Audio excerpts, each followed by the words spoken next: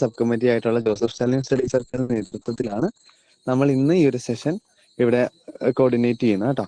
അപ്പൊ അതിൽ നമുക്ക് ഈ ഒരു സെഷൻ എന്ന് പറയുമ്പോൾ ഡ്രാഫ്റ്റിംഗ് ബേസ് ചെയ്തൊരു സെഷനാണ്. നമ്മൾ ലോ കോളേജിലെ വിദ്യാർത്ഥികൾ എന്ന നിലയിൽ ഡ്രാഫ്റ്റിങ്ങിനെ കുറിച്ച് നമ്മൾ ഒത്തിരി കാര്യങ്ങൾ അറിയേണ്ടതുണ്ട്. നമ്മൾ ഇത് കഴിഞ്ഞിട്ടാണെങ്കിലും നല്ല രീതിയിൽ ഡ്രാഫ്റ്റ് ചെയ്യണമെങ്കിൽ നമ്മൾ ഒത്തിരി കാര്യങ്ങൾ ഫോക്കസ് ചെയ്യേണ്ടതുണ്ട്. അപ്പോൾ ഡ്രാഫ്റ്റ് ചെയ്ത് തന്നെ നമ്മൾ നല്ലൊരു ഡ്രാഫ്റ്റിംഗിലേക്ക് എത്തുള്ളൂ. അപ്പൊ നിങ്ങൾക്ക് വേണ്ടി ഇന്ന് ഈ ഒരു ഡ്രാഫ്റ്റിങ്ങിനെ കുറിച്ച് സെഷൻ ഹാൻഡിൽ ചെയ്യാൻ വന്നിരിക്കുന്നത് നമ്മുടെ ലോ കോളേജിലെ അസിസ്റ്റന്റ് പ്രൊഫസർ കൂടിയായിട്ടുള്ള ഡോക്ടർ ലോവൽമാൻ സാറാണ്.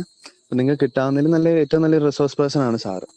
അപ്പൊ എന്ത് ചെയ്യാം, നിങ്ങൾക്ക് വരുന്ന ഡൗട്ട്സും കാര്യങ്ങളൊക്കെ എന്ത് ചെയ്യുക, കൃത്യമായിട്ട് ചോദിച്ച് മനസ്സിലാക്കി നിങ്ങൾ മുന്നോട്ട് പോവുക. അപ്പൊ ഇന്ന് ഇതിൽ തന്നെ ലെജിസ്ലേറ്റീവ് ഡ്രാഫ്റ്റിംഗ് അല്ലെങ്കിൽ സ്റ്റാറ്റ്യൂട്ട് ഓർ ബിൽ ഡ്രാഫ്റ്റിംഗ് എന്ന് പറഞ്ഞ സെഷനാണ് സാർ എടുക്കുന്നത്. അപ്പോൾ എല്ലാവരും ഡൗട്ട്സും കാര്യങ്ങളൊക്കെ ഉള്ളത് നോക്കുക, ചോദിക്കുക, അവസാനം വരെ ഉണ്ടാവുക കേട്ടോ. അപ്പോൾ ഞാൻ സാറിനെ സ്വാഗതം ചെയ്യുന്നു. Thank you, Jidin, for the introduction. Thank you, Jidin, for the introduction, and a very good evening to everyone. എല്ലാവർക്കും ഒരു ഗുഡ് ഈവനിങ്. നമ്മളെ ലെജിസ്ലേറ്റീവ് ഡ്രാഫ്റ്റിംഗ് എന്ന ഒരു ടോപ്പിക്കാണ് ജിതിൻ പറഞ്ഞതുപോലെ. ലെജിസ്ലേറ്റീവ് ഡ്രാഫ്റ്റിംഗ് എന്നൊരു ടോപ്പിക്കാണ് നമ്മൾ ഇന്ന് വൈകുന്നേരം ഡിസ്കസ് ചെയ്യുന്നത്. ഈ ലെജിസ്ലേറ്റീവ് ഡ്രാഫ്റ്റിംഗ് എന്ന് പറയുമ്പോൾ നമുക്ക് ഡ്രാഫ്റ്റിംഗ് എന്ന് പറയുന്ന ഒരു സബ്ജക്റ്റ് നമ്മുടെ സിലബസിന്റെ ഭാഗമായിട്ടുണ്ട്. അതിൽ നിന്നും കുറച്ച് വ്യത്യസ്തമായിട്ടുള്ള ഒരു കാര്യമാണ് എന്നുള്ളതൊന്ന് ക്ലാരിഫൈ ചെയ്തുകൊണ്ട് പോകണമെന്ന് ഞാൻ വിചാരിക്കുകയാണ്.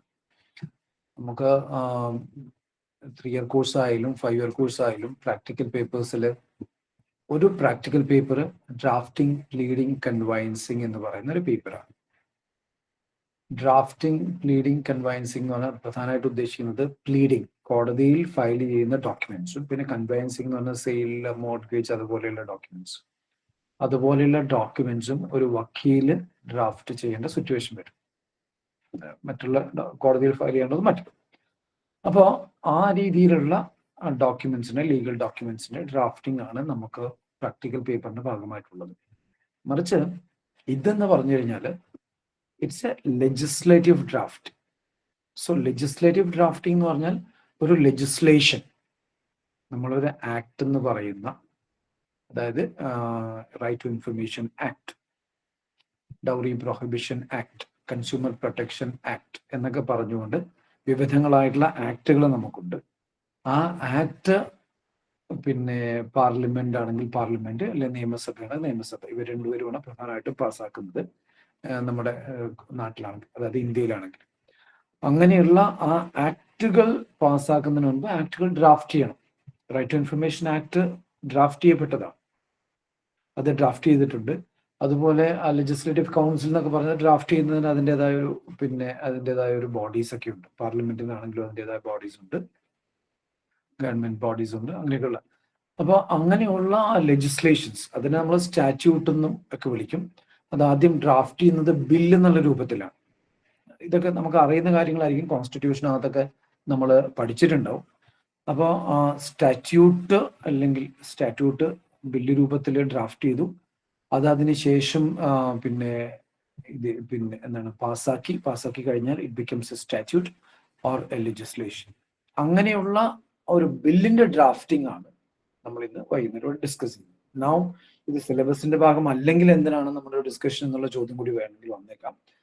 നമ്മുടെ കോളേജിൽ നിന്നും കഴിഞ്ഞപ്പോൾ കുറച്ച് വർഷങ്ങളായിട്ട് കുറേയധികം മൂഡ് കോർട്ടും മറ്റുള്ള എല്ലാ കോമ്പറ്റീഷൻസും, മൊത്തത്തിൽ കുറേയധികം കോമ്പറ്റീഷൻസിന് നമ്മുടെ കോളേജിൽ നിന്നും വളരെയധികം ആൾക്കാർ പോകുന്നുണ്ട്. അപ്പോൾ അതിൽ ഉള്ള ഒരു പ്രധാനപ്പെട്ട സാധാരണ കണ്ടുവരുന്നതിൽ നിന്നും വ്യത്യസ്തമായിട്ടുള്ള ഒരു കോമ്പറ്റീഷൻ എന്ന് പറഞ്ഞാൽ സ്റ്റാറ്റ്യൂട്ട് ഡ്രാഫ്റ്റിംഗ് ആണ്. സ്റ്റാറ്റ്യൂട്ട് ഡ്രാഫ്റ്റിംഗ് എന്ന് പറഞ്ഞാൽ ഇതുപോലുള്ള ആക്ടുകൾ ഡ്രാഫ്റ്റ് ചെയ്യാൻ.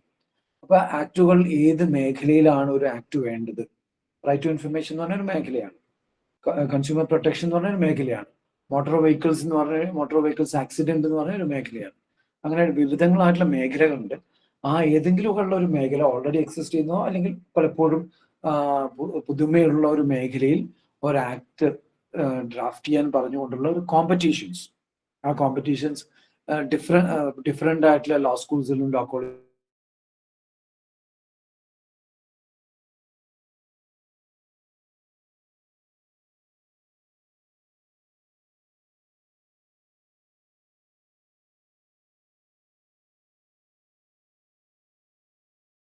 അങ്ങനെ ഒരു സെഷൻ.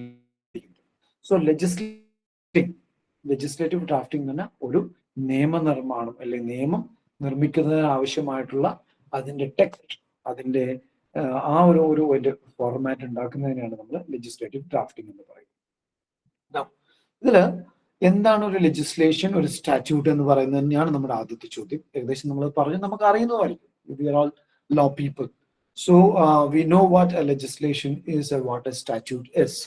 അപ്പൊ അതിനകത്ത് നമ്മൾ നോക്കിക്കഴിഞ്ഞു കഴിഞ്ഞാൽ ഒരു ലെജിസ്ലേഷൻ എന്ന് പറഞ്ഞു കഴിഞ്ഞാൽ വാട്ട് ഈസ് അതിന്റെ ഒരു അണ്ടർസ്റ്റാൻഡിങ് നമ്മുടെ സ്ക്രീനിൽ ഇപ്പോഴുണ്ട്. You have got slides also. സ്ലൈഡും കൂടി ഒന്ന് നോക്കിക്കൊണ്ട് നമുക്ക് മുന്നോട്ട് പോകാം കേട്ടോ.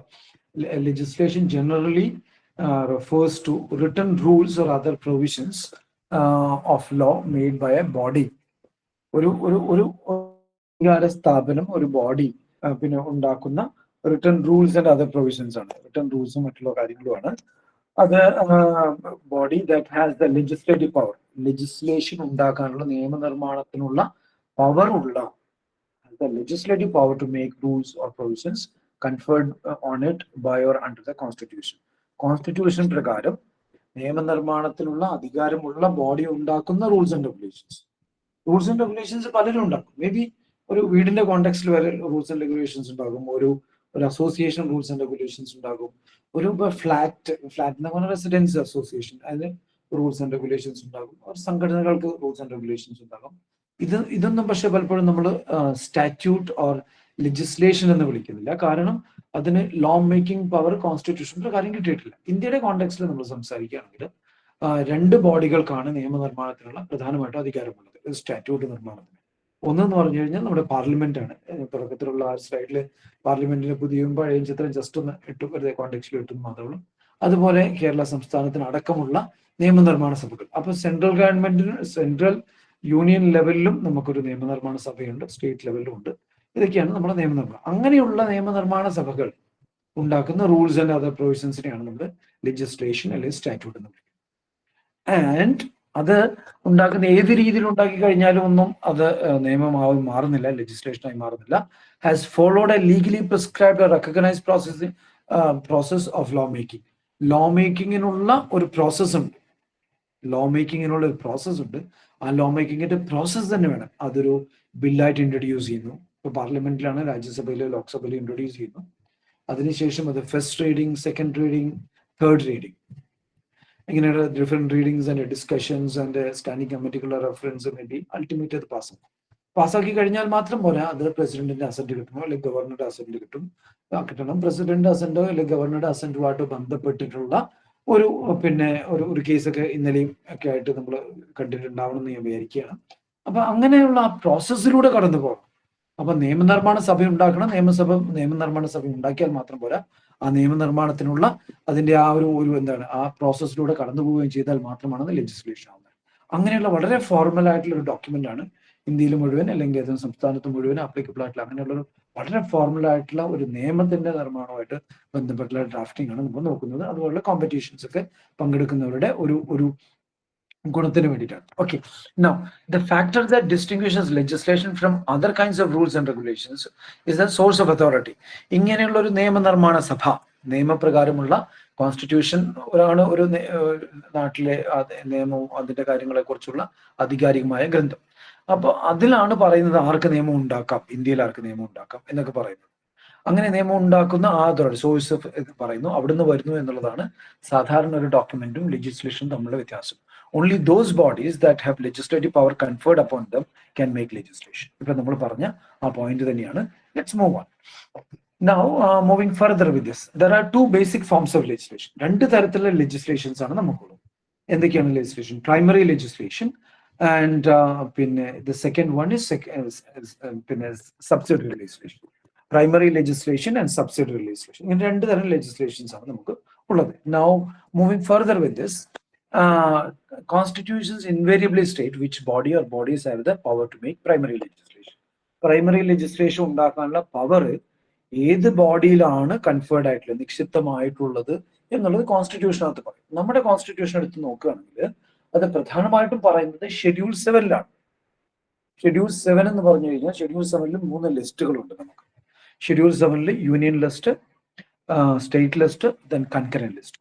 ഈ 3 ലിസ്റ്റുകളിലും ഉള്ള ആ ലിസ്റ്റിൽ പറയുന്ന എൻട്രീസ് നമ്മൾ പറയും. ആ ലിസ്റ്റ് ഔട്ട് ചെയ്തിരിക്കുന്ന ഐറ്റംസിനെയാണ് നമ്മൾ എൻട്രീസ് എന്ന് പറയുന്നത്. കോൺസ്റ്റിറ്റ്യൂഷൻ ഒക്കെ പഠിച്ചവർക്ക് കൂടുതലായിട്ട് അറിയാവുന്ന ഒരു കാര്യം തന്നെയാണ്, എങ്കിലും നമ്മൾ ഇതിൽ അത്ര കോൺസെൻട്രേറ്റ് ചെയ്തിട്ടുണ്ടാവില്ല. അങ്ങനെയുള്ള എൻട്രീസ് ഇപ്പൊ യൂണിയൻ ലിസ്റ്റിൽ വരുന്ന എൻട്രി ആണെങ്കിൽ അതിനകത്ത് പാർലമെന്റാണ് സെൻട്രൽ ലെജിസ്ലേച്ചർ, പാർലമെന്റാണ് നിയമനിർമ്മാണത്തിനുള്ളത്. മറിച്ച് ജലസേചനം, ലോ ആൻഡ് ഓർഡർ, അബ്കാരി, ഇങ്ങനെയൊക്കെയുള്ള ലിക്കർ എന്നൊക്കെ പറയുന്ന കാര്യങ്ങളൊക്കെ വരുന്നത് സ്റ്റേറ്റ് ലിസ്റ്റിനകത്താണ്. അപ്പൊ സ്റ്റേറ്റ് ലെജിസ്ലേച്ചറിനാണ് അതിനകത്ത് നിയമനിർമ്മാണത്തിനുള്ള പവർ. ഈ സ്റ്റേറ്റ് ലിസ്റ്റിനകത്തുള്ള കാര്യങ്ങളിൽ പ്രൈമറി ലെജിസ്ലേഷൻ ഏതാണെന്ന് നോക്കിക്കഴിഞ്ഞാൽ നമുക്ക് കാണാൻ പറ്റുന്നതിന് പ്രൈമറി ലെജിസ്ലേഷൻ ഉണ്ടാക്കാനുള്ള പവറുള്ള സ്റ്റേറ്റിനാണ്. പിന്നെ ഈ യൂണിയൻ ലിസ്റ്റിനകത്തുള്ള എൻട്രിക്ക് അനുസരിച്ച് ആ മേഖലകളിൽ നിയമനിർമ്മാണത്തിനുള്ള പവർ ഉള്ളത് ആ പറയുന്ന ഇതിനാണ്, യൂണിയൻ ലെജിസ്ലേച്ചർ പാർലമെന്റിനാണ്. അതുകൂടാതെ ഇപ്പൊ കൺകറന്റ് ലിസ്റ്റ് ആണെങ്കിൽ സാധാരണ മുൻഗണന കിട്ടുന്നത്, പ്രിഡോമിനൻസ് കിട്ടുന്നത് പാർലമെന്റിൽ തന്നെയാണ്. ഇതുകൂടാതെ സബ്സിഡറി ലെജിസ്ലേഷൻ ഉണ്ട്. എന്താണ് ഈ സബ്സിഡറി ലെജിസ്ലേഷൻ? സബ്സിഡറി ലെജിസ്ലേഷൻ എന്ന് പറഞ്ഞു കഴിഞ്ഞാൽ ഈ മെയിൻ ആക്ട് പാസ്സാക്കിയതിനു ശേഷം അതിനകത്ത് പ്രൊവൈഡ് ചെയ്യേണ്ട ചില സ്പെസിഫിക് ആയിട്ടുള്ള കാര്യങ്ങളുണ്ട്. അപ്പൊ motor vehicles act 1988 motor vehicles act. ആ മോട്ടോർ വെഹിക്കിൾസ് ആക്ട് പാസ്സാക്കി കഴിഞ്ഞാൽ അതിനകത്ത് എത്ര രൂപ ഫീസ് കൊടുക്കണമെന്നും അതിന്റെ ലൈസൻസ് എടുക്കുന്നതിന് എങ്ങനെ ആപ്ലിക്കേഷൻ കൊടുക്കണമെന്നും അതിന്റെ എത്ര ഡ്യൂപ്ലിക്കേറ്റ് ആയിട്ട് കൊടുക്കണമെന്നോ ഫോട്ടോ കൊടുക്കണമെന്നോ അങ്ങനെയുള്ള സ്പെസിഫിക് ആയിട്ടുള്ള കാര്യങ്ങൾ പറഞ്ഞിട്ടുണ്ടാവില്ല. അങ്ങനെ സ്പെസിഫിക് ആയിട്ടുള്ള പല കാര്യങ്ങളും, പലപ്പോഴും ടെക്നിക്കൽ ആയിട്ടുള്ള പല കാര്യങ്ങളും അത് പ്രൊവൈഡ് ചെയ്യുന്നത് അത് ഡിപ്പാർട്ട്മെന്റ്സ് ആയിരിക്കും, മോട്ടോർ വെഹിക്കിൾസ് ഡിപ്പാർട്ട്മെന്റ് ആയിരിക്കും. അങ്ങനെ മോട്ടോർ വെഹിക്കിൾസ് ഡിപ്പാർട്ട്മെന്റ് അങ്ങനെയുള്ള കാര്യം, കൺസ്യൂമർ പ്രൊട്ടക്ഷനുമായിട്ട് ബന്ധപ്പെട്ട കൺസ്യൂമർ പ്രൊട്ടക്ഷൻ റൂൾസ് ഉണ്ട്. ഈ പറയുന്ന മെയിൻ ആക്ട് പ്രകാരം റൂൾസ് ഉണ്ടാക്കാം എന്ന് പറയും. ആ റൂൾസ് ഉണ്ടാക്കുമ്പോൾ ആ റൂൾസിനെയാണ് നമ്മൾ സബ്സിഡറി ലെജിസ്ലേഷൻ എന്ന് പറയുന്നത്. May be rules, regulations, bylaws തുടങ്ങിയ സംഭവങ്ങളൊക്കെയാണ് നമ്മൾ സബ്സിഡറി ലെജിസ്ലേഷൻ. അങ്ങനെ മേജർ ആയിട്ടുള്ള നിയമസഭകളും പാർലമെന്റും പാസ്സാക്കുന്ന പ്രൈമറി ലെജിസ്ലേഷനും അതിന് കീഴിൽ വരുന്ന മറ്റുള്ള ലെജിസ്ലേഷൻസ്, ഈ പറയുന്ന റൂൾസ് ആൻഡ് റെഗുലേഷൻസ്, ബൈലോസ് ഒക്കെ കൂടി ചേർന്നാണ് നമുക്ക് ലോസ് എന്ന് പറയുന്നത് primary and subsidiary legislations. Okay, അതിനുശേഷം നമ്മളത് മുന്നോട്ട് പോവുകയാണ്. The power to make primary legislation is exercised in accordance with required procedure പ്രകാരമുള്ള ഇതിനനുസരിച്ചാണ് പ്രൈമറി ലെജിസ്ലേഷൻ ഉണ്ടാക്കുന്നത്. A process conferred as enactment. ആ പ്രോസസ്സിനെയാണ് നമ്മൾ ഇനാക്ട്മെന്റ് എന്ന് പറയുന്നത്. അതിനുശേഷം നമ്മൾ അതിന്റെ ഫോർമാറ്റിലേക്ക് പോകാം. ഇനാക്ട്മെന്റ്, ആക്ട് ഉണ്ടാക്കുന്ന രീതി, അതാണ് ഇനാക്ട്മെന്റ്. നമ്മുടെ ഫോർ എക്സാമ്പിൾ നമ്മുടെ ഇത് തന്നെ നോക്കിക്കഴിഞ്ഞാൽ നമ്മുടെ കോൺസ്റ്റിറ്റ്യൂഷൻ തന്നെ എടുത്ത് അതിന്റെ പ്രിയാമ്പിൾ നോക്കിക്കഴിഞ്ഞാൽ we do hereby adopt, enact and give to ourselves this constitution.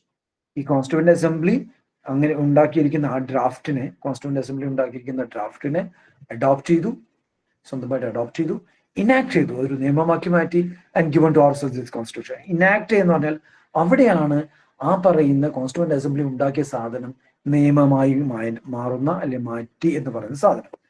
That term may also be used to refer to the legislative text itself or even to legal propositions contained in a single sentence in the text.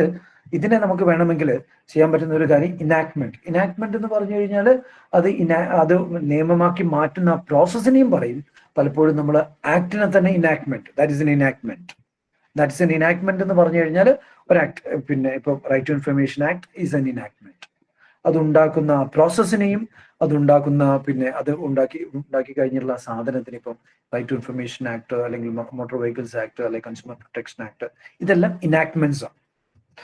R the points clear? പോയിന്റുകൾ clear ആണോ? Clear ആണെങ്കിൽ ഒന്ന് thumbs up തരുമോ? If you don't mind. Okay, thumbs up തന്നെ പോവുകയാണെങ്കിൽ നന്നായിരിക്കും. Okay, those texts are usually referred to as act or statute. ആക്ടുകൾ എന്നോ അല്ലെങ്കിൽ സ്റ്റാറ്റ്യൂട്ട് എന്നോ നമുക്ക് ഇതിനെ വിളിക്കാം. Okay, no classification of primary legislation. ബിൽസും ലെജിസ്ലേഷനെ ക്ലാസിഫൈ ചെയ്യുന്നത് എങ്ങനെയാണെന്നുള്ളതാണ്. പല രീതിയിലുള്ള പല മേഖലകളിൽ നമ്മളിപ്പോൾ പറഞ്ഞ പോലെ നമുക്കറിയാം, ഒരു പ്രത്യേക മേഖല, ഇഷ്ടംപോലെ മേഖലകളിൽ നമുക്ക് ആക്ടുകൾ ഉണ്ടാക്കാം. ആക്ടുകൾ ഉണ്ടാക്കുന്നതിന് പലതരം ആക്ടുകളുണ്ട്. ഇപ്പോൾ ആക്ട് നേരിട്ട് പാസ്സാക്കി കഴിഞ്ഞാൽ നമ്മൾ ആക്ട് എന്ന് വിളിക്കും. പാസ്സാക്കുന്നതിന് മുൻപ് അത് ഇൻട്രൊഡ്യൂസ് ചെയ്യുന്ന സമയത്ത് ഡ്രാഫ്റ്റ് ചെയ്ത ഉടനെ അതിനെ നമ്മൾ ബിൽ എന്നാണ് വിളിക്കുന്നത്. അതൊക്കെ നമുക്ക് അറിയുന്ന കാര്യമാണ്. Amending bill. അപ്പോൾ ഉണ്ടാക്കാവുന്ന ഒരു രീതി, ഓൾറെഡി ഉള്ള ഒരു ആക്ടിനെ അല്ലെങ്കിൽ കോൺസ്റ്റിറ്റ്യൂഷനൊക്കെ ചേഞ്ച് ചെയ്യാവുന്നതിനെയാണ് നമ്മൾ അമെൻഡിങ് ബിൽ എന്ന് പറയുന്നത്. Appropriation or supply bill, a bill to authorise public expenditure.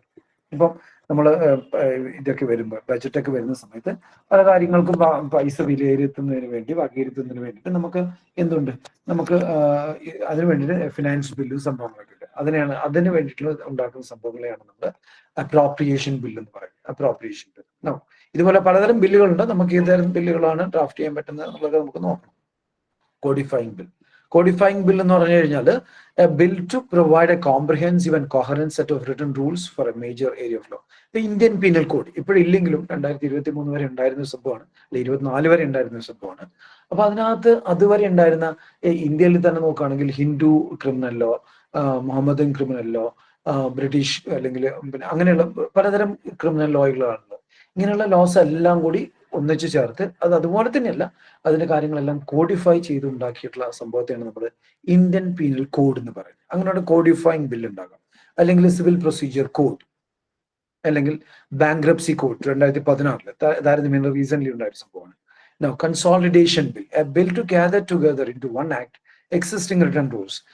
കോഡും കൺസോളിഡേഷൻ പിന്നെ ബില്ലും അല്ലെങ്കിൽ കോഡിഫൈങ് ബില്ലും തമ്മിൽ വ്യത്യാസം എന്ന് പറഞ്ഞാൽ കോഡിഫൈങ് ബില്ല് പുതിയ രീതിയായിട്ടുള്ള കാര്യങ്ങളൊക്കെയാണ് കൊണ്ടുവരുന്നത്. അത്ര നാളും ഉണ്ടായിരുന്ന ഹിന്ദു ലോയിൽ നിന്നും മുഹമ്മദ് ലോയിൽ നിന്നും മറ്റുമൊക്കെ വ്യത്യസ്തമായിട്ടുള്ള ഒരു പിന്നെ ആക്ട് ഉണ്ടാക്കുമ്പോഴാണ് അതിനെ നമ്മൾ കോഡിഫൈങ് ആക്ട് അല്ലെങ്കിൽ കോഡിഫൈങ് ബിൽ എന്ന് പറയുന്നത്, കോഡ് എന്ന് പറയുന്നത്. ഓൾറെഡി ഉള്ളത് ഏകദേശം അതുപോലെ തന്നെ കൊണ്ടുവരികയാണെങ്കിൽ നമ്മൾ അതിനെ കൺസോളിഡേഷൻ, അതിന് വേണ്ടിയിട്ടുള്ള ബില്ലാണ് consolidation bill. A bill with the principal purpose of stating that law that has been on a particular topic is under in order to remove doubt or uncertainty. ചില കാര്യങ്ങൾ ഡിക്ലെയർ ചെയ്യാൻ വേണ്ടിയിട്ട് നമ്മൾ ഉണ്ടാക്കുന്നതിനെയാണ് നമ്മൾ ഡിക്ലറേറ്ററി ബിൽ എന്ന് പറയുന്നത്. Declaratory bill ചില already exist ചെയ്യുന്ന ചില റൈറ്റുകൾ ഡിക്ലെയർ ചെയ്യുക, അല്ലെങ്കിൽ ചില എഗ്രിമെന്റ്സ്, നമ്മുടെ മുല്ലപ്പെരിയാർ, അങ്ങനെ പല കാര്യങ്ങളുണ്ടല്ലോ. Declaratory bill. Then enabling bill, a bill with the principal purpose of conferring power. Enabling bill എന്തെങ്കിലും ഒരു കാര്യം ചെയ്യാനുള്ള പവർ ഏതെങ്കിലും ഡിപ്പാർട്ട്മെന്റിൽ കൺഫർ ചെയ്യുക, അല്ലെങ്കിൽ ഇപ്പം സെൻസർ ബോർഡിന് എന്തെങ്കിലും ചെയ്യാനുള്ള പവർ കൊടുക്കുക, അല്ലെങ്കിൽ ഇലക്ഷൻ കമ്മീഷൻ എന്തെങ്കിലും ചെയ്യാനുള്ള പ്രത്യേക പവർ കൊടുക്കുക. അതാണ് എനേബിളിംഗ് ബിൽ. പിന്നെ ഫിനാൻസ് ബിൽ ഉണ്ട്, usually annual with principal purpose of providing for raising of റവന്യൂന്റെ കാര്യങ്ങളൊക്കെ ആയിട്ട് ബന്ധപ്പെട്ട ഫിനാൻസ് ബില്ല്. പിന്നെ മണി ബിൽ. ഫിനാൻസ് ബില്ലും മണി ബില്ലും തമ്മിലുള്ള വ്യത്യാസം എന്ന് പറഞ്ഞാൽ ഫിനാൻസ് ബില്ലിൽ ഫിനാൻസിന്റെ കാര്യങ്ങൾ മാത്രമല്ല മറ്റുള്ള കാര്യങ്ങളും കാണും. മണി ബിൽ എന്ന് പറഞ്ഞു കഴിഞ്ഞാൽ നമുക്ക് ഇതുമായിട്ട് ബന്ധപ്പെട്ട അത് ആർട്ടിക്കിൾ 110 ആണെന്ന് എൻ്റെ ഓർമ്മ, 109, 110 തന്നെ പറയുന്ന കാര്യങ്ങൾ പറയുന്നത് പ്രധാന ടാക്സും അതുപോലെ ബന്ധപ്പെട്ട കാര്യങ്ങളാണ്. ഓക്കെ. പ്രൈവറ്റ് ബിൽ എന്ന് പറഞ്ഞാൽ സാധാരണ ഗവൺമെന്റ് അല്ലെങ്കിൽ ഗവൺമെന്റിന്റെ ഭാഗമായിട്ട് വരുന്ന മിനിസ്റ്റർ അങ്ങനെയുള്ള ആൾക്കാരാണ് ബില്ല് പിന്നെ ഇത് ചെയ്യുന്നത്. പക്ഷെ പ്രൈവറ്റ് ബില്ല് എന്ന് പറഞ്ഞിട്ടുണ്ടെങ്കിൽ ഇങ്ങനെ ഒരു പ്രത്യേക പാർട്ടിയുടെ അല്ലെങ്കിൽ ഗവൺമെന്റിന്റെ ഒന്നും സപ്പോർട്ടുകളോടുകൂടി അല്ലാതെ ഒരു പ്രൈവറ്റ് മെമ്പർ പിന്നെ ഡ്രാഫ്റ്റ് ചെയ്തിട്ട് പ്രൈവറ്റ് മെമ്പർ പിന്നെ ഇൻട്രൊഡ്യൂസ് ചെയ്യുന്ന ബില്ലിനെയാണ് നമ്മൾ പ്രൈവറ്റ് ബിൽ എന്ന് പറയുന്നത്. പിന്നെ ഇൻഡെമിനിറ്റി ബിൽ എന്ന് പറഞ്ഞാൽ bill to remove legal liability. അപ്പൊ വേണമെങ്കിൽ ഫോർ എക്സാമ്പിൾ നമുക്ക് പിന്നെ പ്രസിഡന്റിനും ഗവർണർക്കും ഉള്ള ലയബിലിറ്റിയെ നമ്മൾ എടുത്തു കളയുന്ന ചില ബില്ലുകൾ പാസ്സാക്കുകയാണെങ്കിൽ, അല്ലെ പാർലമെന്ററി പ്രിവിലേജിന് വേണ്ടി ഒരു ബില്ല് പാസ്സാക്കുകയാണ്, അതിനൊക്കെ നമ്മൾ ഇൻഡെമിനിറ്റി ബിൽ എന്ന് പറയാം.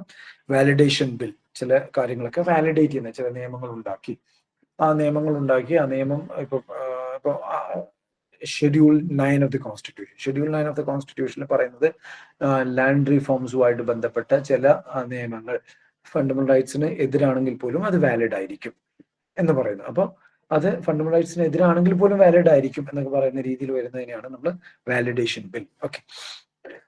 Government bill, private members bill, public bill എന്നൊക്കെ പറഞ്ഞാൽ ഡിഫറെന്റ് ബിൽസ് ഉണ്ട്. അങ്ങനെയുള്ള കുറച്ച് ബിൽസിനെ കുറിച്ച് നമുക്ക് മനസ്സിലാക്കാം. പിന്നെ which bodies have power to make subsidy. ഇനി സബ്സിഡറി ലെജിസ്ലേഷൻ എന്താണെന്ന് നമ്മൾ ജസ്റ്റ് മനസ്സിലാക്കിയതിനു ശേഷം ഡ്രാഫ്റ്റിംഗിലേക്ക് പോവാം. ലെജിസ്ലേറ്റീവ് പിന്നെ നമ്മൾ ഈ law making power is delegated to wide range of bodies. പല ബോഡീസിനും കൊടുക്കും. നമ്മൾ നേരത്തെ പറഞ്ഞ പോലെ മോട്ടോർ വെഹിക്കിൾസ് ആക്ട് ഉണ്ടാക്കിയിരിക്കുന്ന പാർലമെന്റ് ആണെങ്കിലും കൺസേൺ ഡിപ്പാർട്ട്മെന്റുകൾക്ക് റൂൾസ് ഉണ്ടാക്കാനുള്ള പവർ കൊടുത്തിരിക്കും. അങ്ങനെ കൺസേൺ ഡിപ്പാർട്ട്മെന്റുകൾക്ക് റൂൾസ് ഉണ്ടാക്കാനുള്ള പവർ കൊടുക്കുന്നതിന് സബ്സിഡറി ലെജിസ്ലേഷൻ എന്ന് പറയും. അപ്പോൾ for example head of the state ഉണ്ടാക്കുന്ന ഒരു ലെജിസ്ലേഷൻ നമുക്ക് പറയാൻ പറ്റുന്നത് റൂൾ മേക്കിംഗ് പവർ ഉണ്ട്. അതുകൂടാതെ ഓർഡിനൻസ് ഒക്കെ വേണമെങ്കിൽ ഒരു പവറായിട്ട് പറയാവുന്നതാണ്. മിനിസ്റ്റേഴ്സ് ഓഫ് ദി ഗവൺമെന്റ് അവർക്കൊക്കെ റൂൾ മേക്കിംഗ് പവറൊക്കെ പലപ്പോഴും കൊടുക്കും. Minister of the state, statutory authorities, local government councils, ഇങ്ങനെ പഞ്ചായത്തിന് അങ്ങനെയുള്ള പലർക്കും റൂൾ മേക്കിംഗ് പവർ ഇപ്പം കോടതികൾക്ക് തന്നെ കൊടുക്കാം. കോടതികൾക്ക് തന്നെ കൊടുക്കുക എന്ന് പറഞ്ഞു കഴിഞ്ഞാൽ സുപ്രീം കോടതിയിലൊക്കെ പലപ്പോഴും അവിടുത്തെ പ്രൊസീജിയർ, അപ്പീൽ പ്രൊസീജിയറും കാര്യങ്ങളൊക്കെ ഉണ്ടാക്കുന്നത്, അതിനുള്ള റൂൾസ് ഒക്കെ ഉണ്ടാക്കുന്നത് സുപ്രീം കോടതി തന്നെയാണ്. അപ്പൊ ഹൈക്കോടതിക്കും അങ്ങനെയുള്ള പവേഴ്സ് ഉണ്ട്.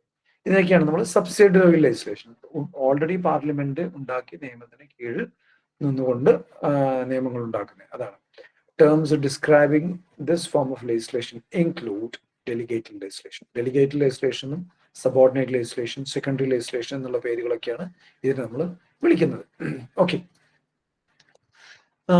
ഡെലിഗേറ്റഡ് ലെജിസ്ലേഷൻ എന്ന് പറഞ്ഞു കഴിഞ്ഞാൽ ഓൾറെഡി മേജർ ലെജിസ്ലേഷൻ പ്രകാരം ഉണ്ടാക്കുന്നതാണ്. ഇങ്ങനത്തെ കാര്യങ്ങൾ നമുക്കറിയാം. Now we'll move on.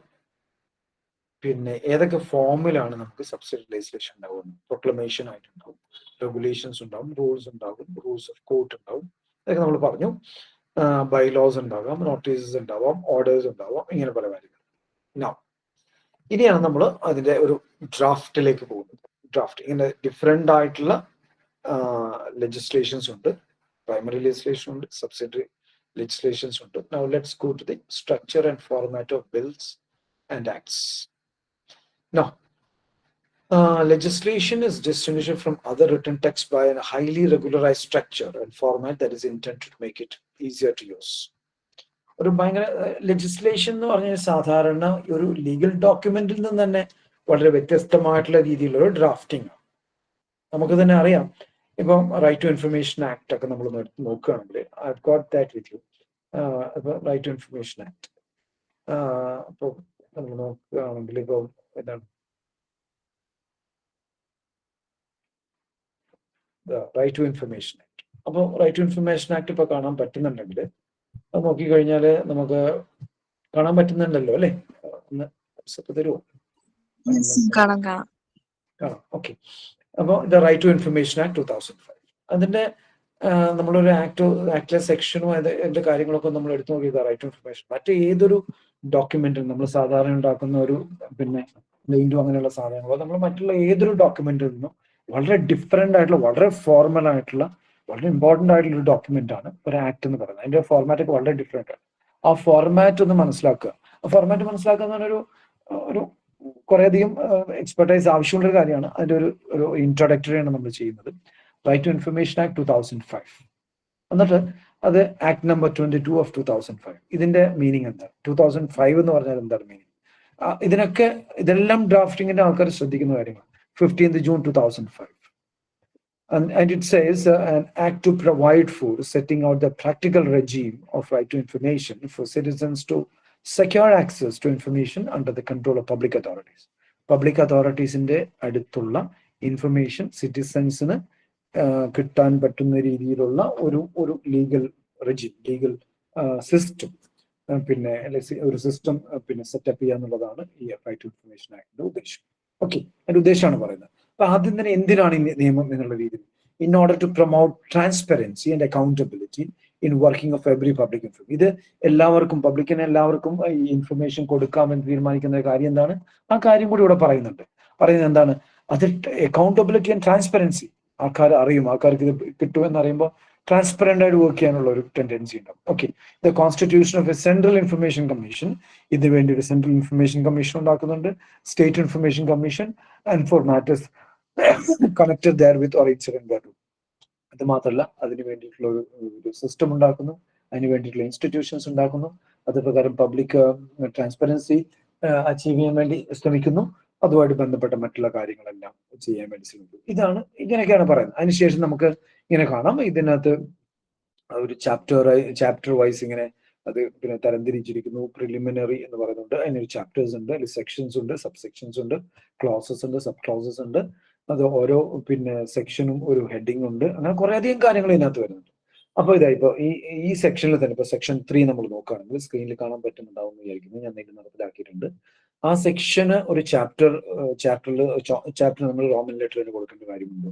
ആ ചാപ്റ്ററിന്റെ ഹെഡിങ് കൊടുക്കുന്നത് അത് ക്യാപിറ്റൽ ലെറ്ററാണ്. അതെങ്ങനെയാണ് അതിന്റെ പിന്നെ റൂൾസ് എന്തൊക്കെയാണ്? റൈറ്റ് ടു ഇൻഫർമേഷൻ എന്ന് പറഞ്ഞുകൊണ്ട് ഒരു സബ് ഹെഡിങ് കൊടുക്കുന്നു. സബ് ഹെഡിങ്ങിന് ഒരു നമ്പർ ഉണ്ട്, സെക്ഷൻ 3 എന്ന് പറഞ്ഞാൽ. അങ്ങനെയുള്ള ഓരോ കാര്യങ്ങളും ഇതെങ്ങനെയാണ് ഇതൊക്കെ പിന്നെ അറേഞ്ച് ചെയ്യുന്നത്, ഇങ്ങനെയുള്ള കുറെ കാര്യങ്ങളൊക്കെയാണ് ലെജിസ്ലേറ്റീവ് ഡ്രാഫ്റ്റിൽ നമുക്ക് വരുന്നത്. ഇത് മുഴുവൻ ഒറ്റയടിക്ക് നമുക്ക് തീർത്ത് കളയാം എന്ന് വിചാരിച്ചാൽ നടക്കുന്ന ഒരു കാര്യമല്ല. എങ്കിലും നമുക്കൊന്ന് ഒന്ന് നോക്കാം. ഓക്കെ, നമ്മൾ കമ്മിങ് ബാക്ക് ടു നമ്മുടെ ഇതിലേക്ക് വരുന്നു. ഇങ്ങനെയുള്ള കാര്യങ്ങളും സ്ട്രക്ചറും ഒക്കെ മനസ്സിലാക്കുക എന്നുള്ളതാണ് നമ്മൾ ഇതുകൊണ്ട് ഉദ്ദേശിക്കുന്നത്. Structure and format of bills and acts. ബില്ലിന്റെ രൂപത്തിൽ തുടങ്ങി പാസ്സാക്കി ആക്ടായി മാറുന്ന സംഭവം അതാണ് സ്ട്രക്ചർ ആൻഡ് ഫോർമാറ്റ് ഓഫ് ബില്ലുകൾ. ഓക്കെ, നമ്മൾ ഇതിലേക്ക് പോവാണ്. What features appear in acts. ആക്ടിലേക്ക് എന്തൊക്കെ ഫീച്ചേഴ്സ് ആണ് വരിക? ഒന്ന്, സൈറ്റേഷൻ, ഇയർ ആൻഡ് നമ്പർ. ഒരു ഇയർ ആൻഡ് നമ്പർ അവിടെ ഉണ്ടാവും. Right to information act 2005. Typically, the year is the year in which enacting process is completed. ഭാരതീയ ന്യായ സംഹിത 2023. ഭാരതീയ ന്യായ സംഹിത 2023 എന്ന് പറഞ്ഞാൽ ഏത് വർഷമാണ് അതിന്റെ നിയമനിർമ്മാണം കംപ്ലീറ്റ് ആയത്? നിയമനിർമ്മാണം കംപ്ലീറ്റ് ആയി എന്ന് നമ്മൾ എപ്പോഴാണ് പറയുന്നത്? അത് പാർലമെന്റ് പാസ്സാക്കിയാൽ മാത്രം പോലെ പ്രസിഡന്റ് അസന്റ് കൂടി കിട്ടും. ഭാരതീയ ന്യായ സംഹിത എന്ന് പറയുന്ന ഒരു നിയമത്തിന്റെ കൂടെ നമ്മൾ 2023 എന്ന് എഴുതുന്നത്, 2023 എന്ന് എഴുതാനുള്ള കാരണം അത് 2023 ഡിസംബർ മാസം 25-ാം തീയതിയാണ് പാർലമെന്റിൽ പിന്നെ പ്രസിഡന്റിന്റെ അസന്റ് കിട്ടിയ, പാർലമെന്റ് പാസ്സാക്കിയതിനു ശേഷം. So we write 2023. ഇതിനൊക്കെ അതിൻ്റെതായ ഇതുണ്ട്. Number represent the order in which bill is given assent. ഏത് ഓർഡറിലാണ്, അതായത് ഒരു ബില്ലുകൾ പാസ്സാക്കി കഴിഞ്ഞാൽ പാർലമെന്റിന് പ്രസിഡന്റിന് അസന്റിന് വേണ്ടി അയക്കുന്ന സമയത്ത് അതിന് കിട്ടിയിരിക്കുന്ന ആ ബിൽ നമ്പർ, ആ വർഷത്തെ എത്രാമത്തെ ബില്ലിനാണ് അസന്റ് കിട്ടുന്നത്, എത്രാമത്തെ ലോ ആണെന്നുള്ള രീതിയിലാണ് ആ നമ്പർ കിട്ടുന്നത്. The number represent the order in which bill is given assent. നമ്മളൊന്ന് പുറകിലേക്ക് നമ്മളൊന്ന് പോയി നോക്കുകയാണെങ്കിൽ നമ്മൾ ഇപ്പൊ ഇതിനകത്ത് തന്നെ നമുക്ക് കാണാം. ഇതിപ്പോ ഇതിനകത്ത് തന്നെ ഇപ്പൊ കാണാം ആക്ട് നമ്പർ 22 ഓഫ് 2025. ഇതിവിടെ ഫസ്റ്റ് തുടക്കത്തിൽ തന്നെ കാണാൻ പറ്റുന്നുണ്ടെന്ന് ഞാൻ വിചാരിക്കുകയാണ്. ആക്ട് നമ്പർ 22 ഓഫ് 2025 എന്നാണ് നമ്മൾ പറഞ്ഞിരിക്കുന്നത്. അപ്പൊ അങ്ങനെയുള്ള ഒരു ആക്ട്. അപ്പൊ ആ നമ്പർ ഇടുന്നത് നേരത്തെ പറഞ്ഞ രീതിയിൽ തന്നെയാണ്. നമ്മൾ we are going back to this. Okay, അപ്പോൾ ആ രീതിയിൽ ഇതൊക്കെ നമ്മൾ ഡ്രാഫ്റ്റിംഗിൽ ഇതെല്ലാം ആവശ്യമാണ്. ഇത് ഇപ്പൊ ഒരു ഡ്രാഫ്റ്റിംഗ് കോമ്പറ്റീഷൻ പോകുമ്പോൾ ഒരു ഫോർമാറ്റ് നോക്കിയിട്ടാണ് മാർക്ക് ഇടുന്നതും അത് എന്റെ പരാജയങ്ങളൊക്കെ തീരുമാനിക്കുന്നതും അത് എത്രത്തോളം നല്ലതാണെന്നൊക്കെ തീരുമാനിക്കുന്നത്. അപ്പോൾ you need to know all this. The number is entered when the act is published after enactment. Act enact ചെയ്തതിനു ശേഷം പബ്ലിഷ് ചെയ്യുന്ന സമയത്താണ് ആ നമ്പർ ഇടുന്നത്. Now table of contents of provisions. ഒരു ടേബിൾ ഓഫ് കണ്ടന്റ്സ് കാണും. ടേബിൾ ഓഫ് കണ്ടന്റ്സ് എല്ലാത്തിനും ഉണ്ടാവണം നിർബന്ധമില്ല. ടേബിൾ ഓഫ് കണ്ടന്റ്സ് ഉള്ളതുണ്ട്. ടേബിൾ ഓഫ് കണ്ടന്റ്സ് ഇപ്പൊ constitution of India for example ഇതിപ്പോ നോക്കിക്കഴിയാണെങ്കിൽ you can see table of contents. ഇതുണ്ടോ ടേബിൾ ഓഫ് കണ്ടന്റ്സ്? ഇപ്പൊ സ്ക്രീനിൽ കാണാൻ പറ്റുന്നുണ്ടോ? കാണുന്നില്ലേ? ഓക്കെ, കാണാം. Okay, thank you four response. പിന്നെ ഇതപ്പം ടേബിൾ ഓഫ് കണ്ടന്റ്സ് അത് സാധാരണ ലെങ്തി ആയിട്ടുള്ള, ഇപ്പൊ കോൺസ്റ്റിറ്റ്യൂഷൻ നമ്മൾ ലെങ്തിയസ്റ്റ് കോൺസ്റ്റിറ്റ്യൂഷന്റെ വേൾഡിലേക്കാണ്. ഒരു ലെങ്തി ആയിട്ടുള്ള എനാക്ട്മെന്റ്സിനാണ് നമ്മൾ ടേബിൾ ഓഫ് കണ്ടന്റ്സ് സാധാരണ ഉണ്ടാകുന്നത്. ഇപ്പം റൈറ്റ് ടു ഇൻഫർമേഷൻ ആയിട്ട് ടേബിൾ ഓഫ് കണ്ടന്റ്സ് ഉണ്ട്, നിങ്ങൾക്ക് ഇവിടെ കാണാവുന്നതാണ്. ഇങ്ങനെയുള്ള അപ്പോൾ ടേബിൾ ഓഫ് കണ്ടന്റ്സും കൂടി നമ്മൾ അതിൽ ഉൾപ്പെടുത്തേണ്ടതാണ് ഡ്രാഫ്റ്റിംഗ് കോമ്പറ്റീഷനിൽ എന്ന് നമുക്ക് വേണമെങ്കിൽ മനസ്സിലാക്കാം. Okay, table of contents. Table of contents or provisions may be provided particularly four longer acts. Constitution എന്ന് പറഞ്ഞാൽ ഒരു ആക്ട് തന്നെയാണ്. ആക്ട് എന്ന് പറഞ്ഞാൽ ഒരു നിയമം തന്നെയാണ്. Okay, it is generally made up from section numbers and subsections. Sections and subsections and headings വെച്ചിട്ടാണ് നമ്മൾ ടേബിൾ ഓഫ് കണ്ടന്റ്സ് ഉണ്ടാക്കുന്നത്. It is sometimes referred to by a different name, for example analysis. അങ്ങനെയുള്ളത് different രാജ്യങ്ങൾ അങ്ങനെ പല പേരുകൾ ഉപയോഗിക്കുന്നുണ്ട്. നമ്മുടെ നാട്ടിൽ ഇതാണ് ഇതിനു വേണ്ടി ഉപയോഗിക്കുന്ന ഒരു പേര്. Now let's move to other parts of legislation. Coat of arms. Coat of arms അത് പ്രധാനമായിട്ട് ഇംഗ്ലണ്ടിൽ നമുക്ക് കാണുന്നതാണ്. ഇന്ത്യയിലാണെങ്കിലും നമുക്ക് കാണാം. ഇന്ത്യയിൽ നമ്മൾ കാണുന്നത് പറഞ്ഞാൽ വേറെ ഒന്നുമില്ല, ചെറിയൊരു സംഭവമാണ്. ഒരു പേര് കോംപ്ലിക്കേറ്റഡ് പേരെന്ന് മാത്രമേ ഉള്ളൂ. ഇപ്പൊ കോൺസ്റ്റിറ്റ്യൂഷൻ എടുത്ത് നോക്കുകയാണെങ്കിൽ, ഞാൻ കോൺസ്റ്റിറ്റ്യൂഷൻ ഒന്ന് കാണിക്കാം. നമുക്ക് ഇതിനുള്ള സമയമുണ്ടോ എല്ലാവരും ഇരിക്കുമെന്ന് എനിക്ക് അറിയില്ല, എന്നാലും നമുക്ക് പറ്റുന്നത്രയും നോക്കാം. ഓക്കെ, ഇതപ്പോ ഈ ഒരു സാധനം നമുക്ക് എന്താ അശോകസ്തംഭം, ഇത് ഈ ഒരു ചിത്രം, ഇതൊക്കെ എന്ന് പറഞ്ഞിട്ടുണ്ടെങ്കിൽ അതിന്റെ അധികാരത്തെ കാണിക്കുന്നതാണ്. ഇത് എല്ലാവർക്കും കണ്ടു രീതിയിൽ എപ്പോഴും എടുത്ത് ഉപയോഗിക്കാൻ പറ്റുന്നതല്ല. അപ്പൊ ഇങ്ങനൊരു സാധനം, ഇത് കോട്ട് ഓഫ് ആർംസ് എന്നൊക്കെ പറഞ്ഞ് ഉള്ളൊരു സംഭവമാണ്. പിന്നെ ഇതാണ് ഇവിടെ കാണുന്ന സാധനം. Okay, coat of arms, the national എന്താണ് ഇൻസിഗ്നിയ, അതായത് ഒരു എന്താണ് നമ്മുടെ രാജ്യത്തിന്റെ ഒരു സിമ്പിൾ ആയിട്ടാണുള്ളത് വിചാരിക്കുന്നത്. Commonly printed to signify the formal authority of the act. ഇത് നമ്മൾ കാണുമ്പോൾ ഭാരത സർക്കാർ സ്ഥാപനം എന്നൊക്കെ നമ്മൾ പറയാറുണ്ടാവും, അതുപോലെയാണ്. But it has no legal significance and is automatically added by the government print. Legal significance അതുള്ളത് കൊണ്ട് പ്രത്യേകിച്ച് ലീഗൽ സിഗ്നിഫിക്കൻസ് ഒന്നുമില്ല, പക്ഷെ നമുക്കത് സാധാരണ കാണാവുന്നതാണ്. അതും കൂടി ഉണ്ടെങ്കിൽ നമുക്ക് ആ ഫോർമാലിറ്റി കൂടി അറിയാം എന്ന് ഈ ഓർഗനൈസേഴ്സ് ഓഫ് ദി കോമ്പറ്റീഷൻ മനസ്സിലാവും. അതാണ് നമ്മൾ മനസ്സിലാക്കുന്നത്. Okay, long title. ഇനി നമ്മൾ കുറച്ചും കൂടി ഫോർമാലിറ്റി മാത്രമല്ല, പ്രാധാന്യമുള്ള ഭാഗങ്ങളിലേക്കാണ് നമ്മൾ പോകുന്നത്.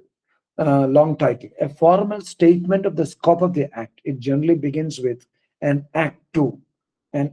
ഒരു ആക്ട് എന്തിനു വേണ്ടിയിട്ടുള്ള ഒരു ആക്ട് ആണെന്നുള്ളത് പറയുന്നതാണ് നമ്മൾ പിന്നെ ഈ ലോങ് ടൈറ്റിൽ എന്ന് പറയുന്ന സംഭവം.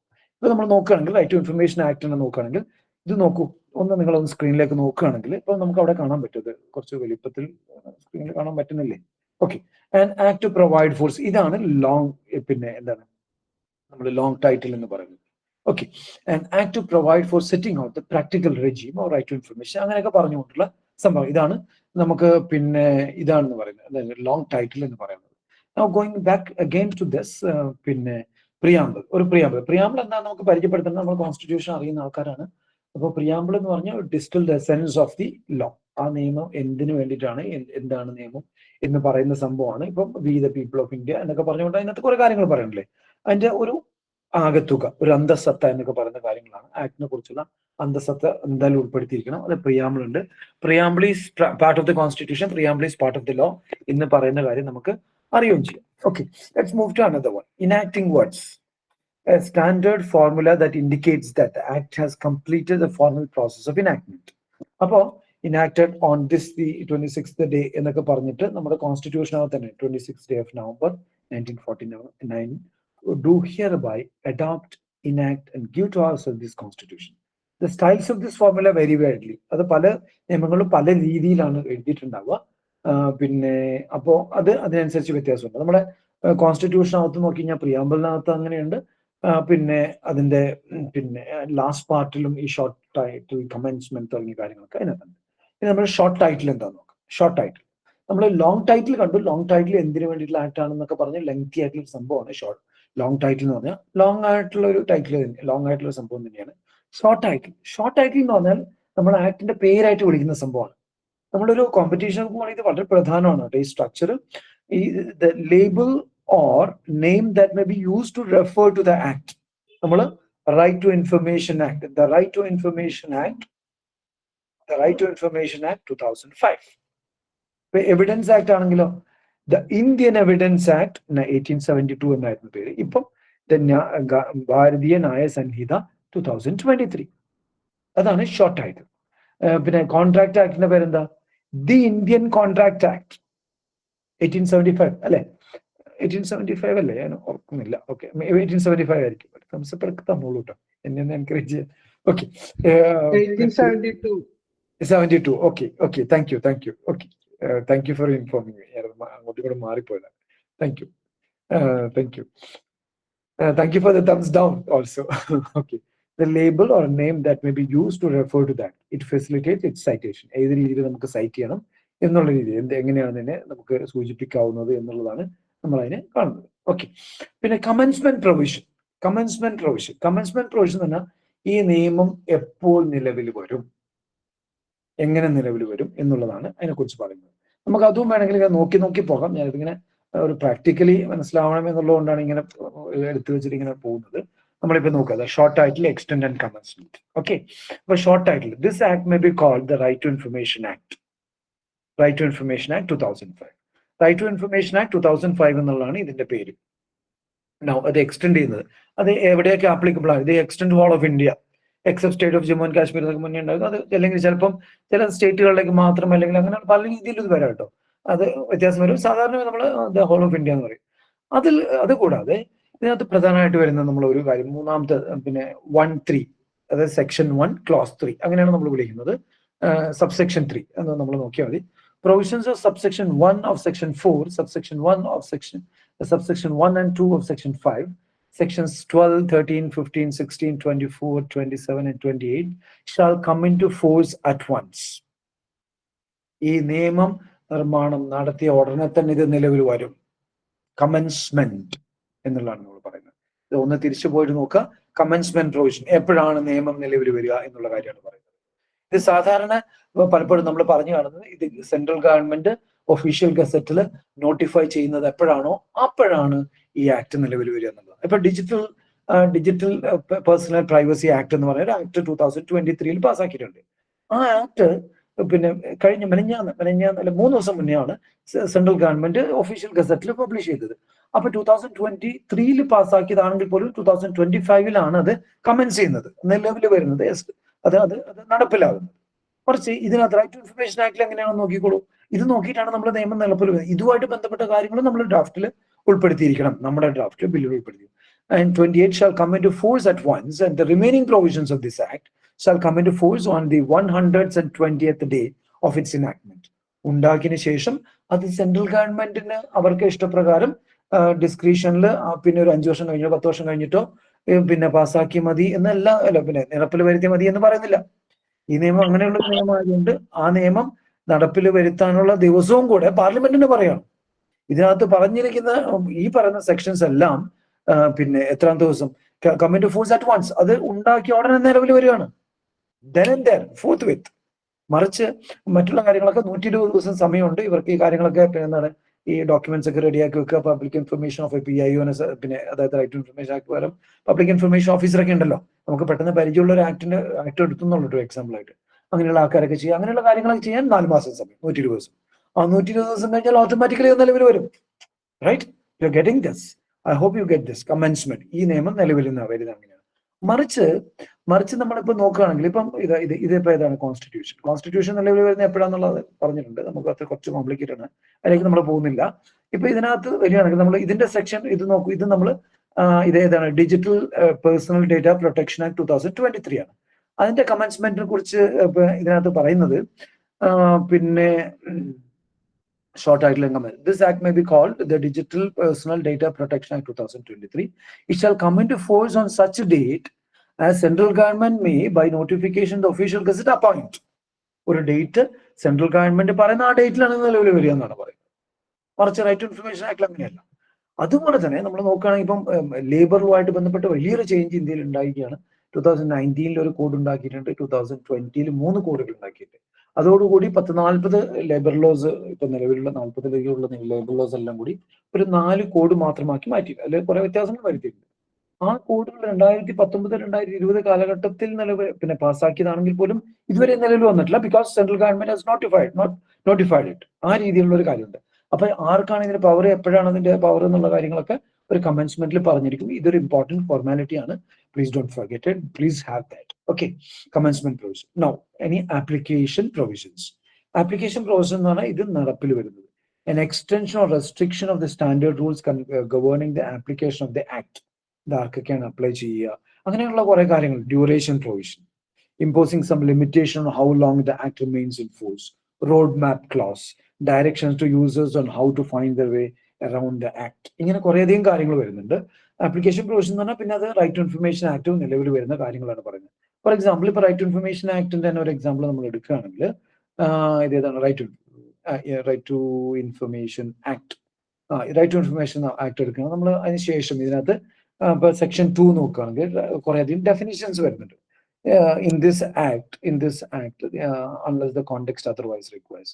ഈ കോണ്ടെക്സ്റ്റ് മറ്റൊരു രീതിയിൽ മനസ്സിലാക്കുന്നില്ലെങ്കിൽ ഇതിന്റെ കാര്യങ്ങളൊക്കെ ഇങ്ങനെ ആയിരിക്കും. അപ്പൊ നമ്മൾ അപ്രോപ്രിയേറ്റ് ഗവൺമെന്റ് എന്ന് പറഞ്ഞാൽ എന്താണ്, സെൻട്രൽ ഗവൺമെന്റ് എന്ന് പറഞ്ഞാൽ എന്താണ്, സെൻട്രൽ ഇൻഫർമേഷൻ കമ്മീഷൻ എന്ന് പറഞ്ഞാൽ എന്താണ്, സെൻട്രൽ പബ്ലിക് ഇൻഫർമേഷൻ ഓഫീസർ എന്ന് പറഞ്ഞാലാണ്, ചീഫ് ഇൻഫർമേഷൻ കമ്മീഷൻ എന്ന് പറഞ്ഞാൽ ആരാണ്, ഇങ്ങനെ കുറേയധികം കാര്യങ്ങൾ, കോമ്പറ്റന്റ് അതോറിറ്റി, അങ്ങനെ ഈ ആക്ടിന് ആവശ്യമുള്ള കുറേയധികം കാര്യങ്ങൾ. അതിന്റെ നിലവിൽ വരുന്ന ഓപ്പറേഷണൽ പ്രൊവിഷൻസ് എന്നൊക്കെ നമ്മൾ പറയും. ഓപ്പറേഷൻ പ്രൊവിഷൻ അതിന്റെ കാര്യങ്ങളാണ് നമ്മൾ ആപ്ലിക്കേഷൻ പ്രൊവിഷൻസ്. ഇത് അപ്ലൈ ചെയ്യുമ്പോൾ അത് നിലവിൽ വരുന്നതിന് ആവശ്യമായിട്ടുള്ള എല്ലാ കാര്യങ്ങളും chapter wise, section wise, sub section wise അതിനുള്ള കാര്യങ്ങളൊക്കെ വെച്ചുകൊണ്ട് നമ്മുടെ ആക്ട് കൊണ്ടുവരികയാണ്. അപ്പൊ ആക്ട് ഡ്രാഫ്റ്റ് ചെയ്യുന്ന കുറെ ഫോർമാലിറ്റീസ് ഉണ്ട്, അതിലേക്ക് നമുക്ക് പോവാം. മുഴുവനായിട്ടും നമുക്ക് ഒറ്റയടിക്ക് പഠിക്കുക എന്ന് പറഞ്ഞാൽ നടക്കുന്ന കാര്യമല്ല, എങ്കിലും നമുക്ക് നോക്കാം. ഓക്കെ, അപ്പോൾ അത് വന്നതിന് ശേഷം നമ്മൾ അടുത്ത ഒരു ഭാഗത്തേക്ക് പോവാണ്. Application provision. നമ്മൾ സെക്ഷൻ നോട്ട് എന്ന് പറഞ്ഞു കഴിഞ്ഞാൽ നമ്മൾക്കൊന്ന് ഒരു സെക്ഷൻ അല്ലെങ്കിൽ ആർട്ടിക്കിൾ നോട്ട് നമ്മൾ പറയും.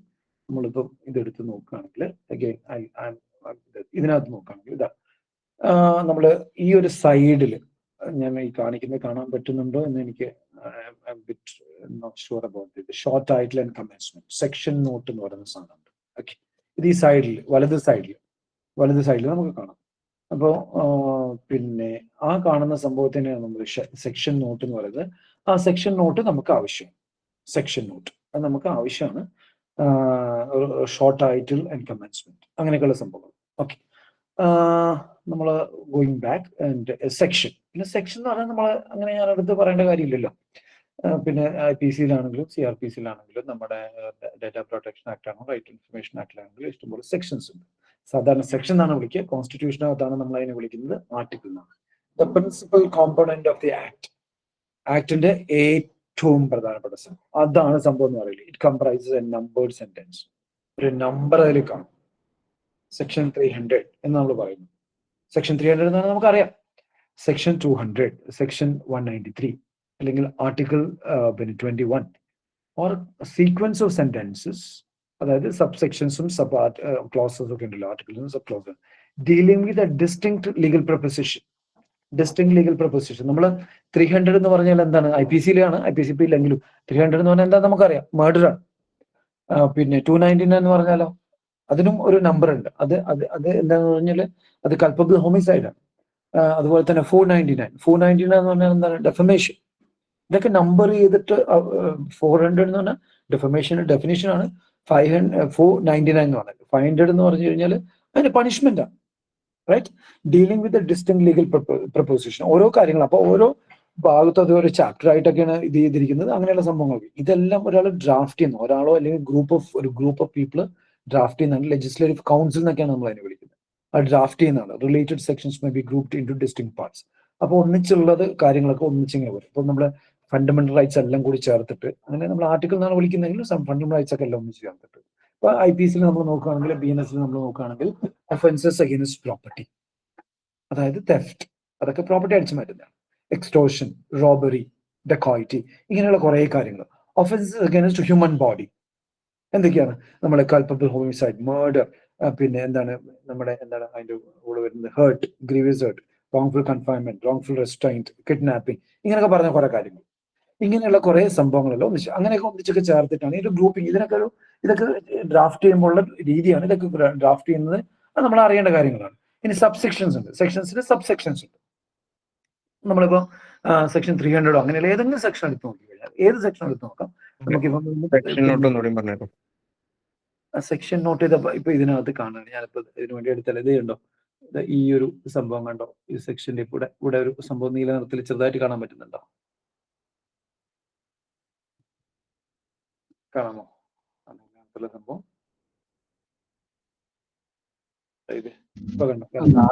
ആ സെക്ഷനെ വിശദീകരിക്കാനാണോ സാറേ? സെക്ഷന്റെ ഒരു ഇൻഡിക്കേഷൻ കൊടുക്കുക. വിശദീകരിക്കാൻ നമുക്ക് പറയാൻ പറ്റില്ല.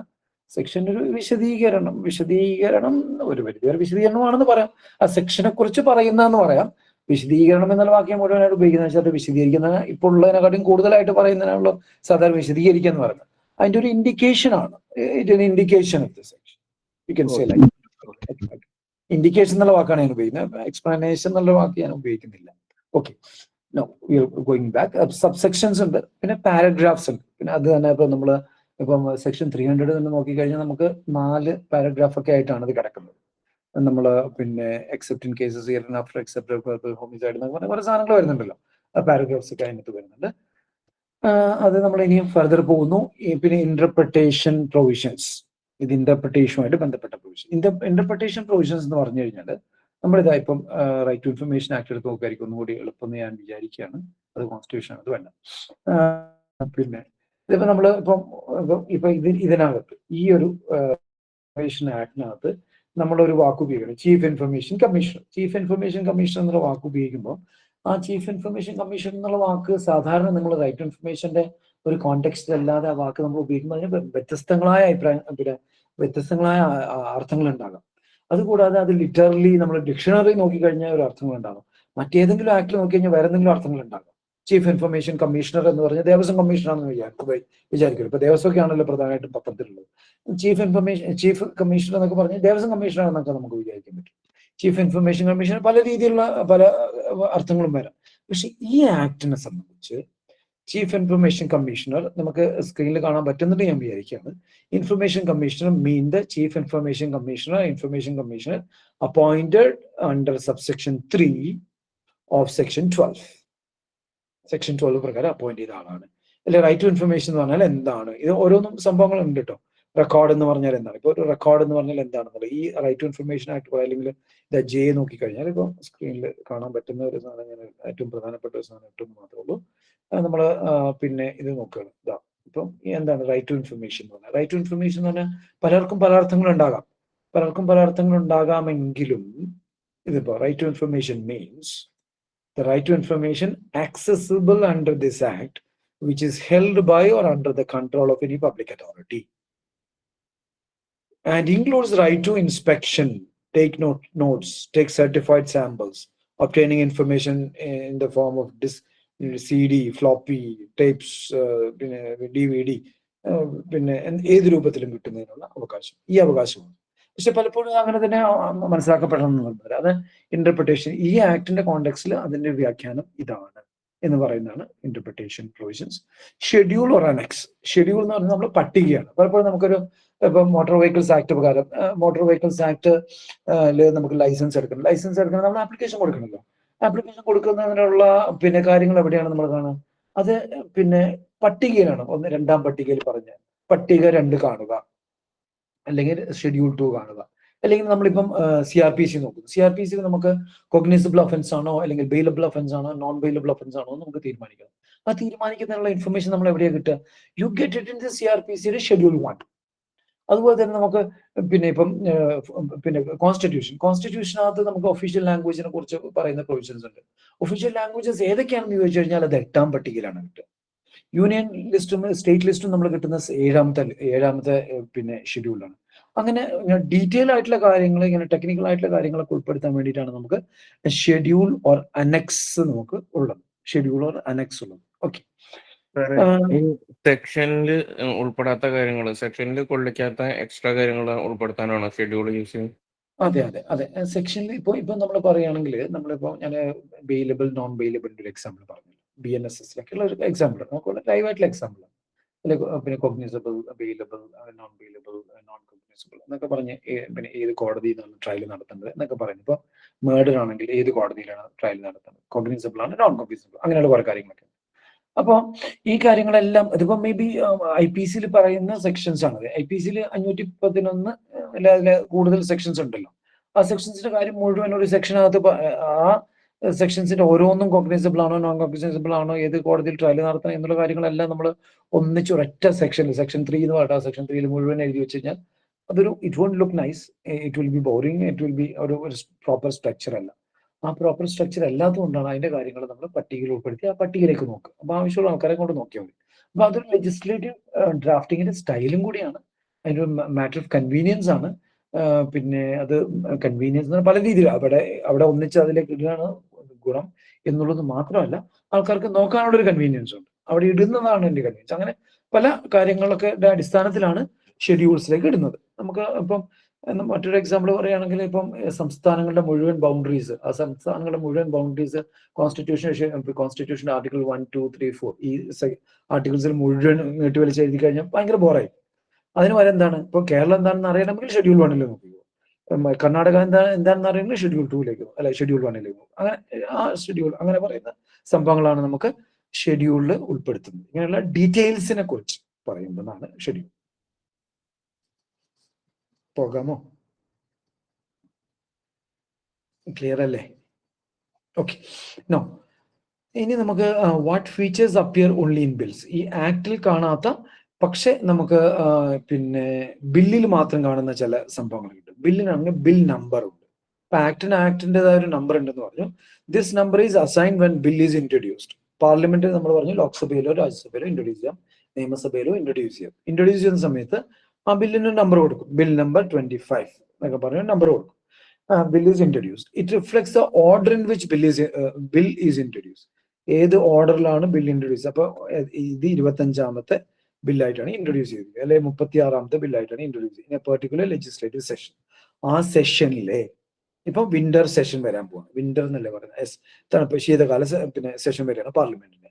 വിന്റർ സെഷനിൽ 25ാമത്തെ ബില്ലായിട്ടാണ് ഇൻട്രൊഡ്യൂസ് ചെയ്യുന്നത്. അതൊക്കെ നമ്പർ ചെയ്യുന്നതിന് പിന്നെ പാർലമെന്റിന്റെ ഓഫീസും സംഭവങ്ങളൊക്കെ ഉണ്ട് കേട്ടോ.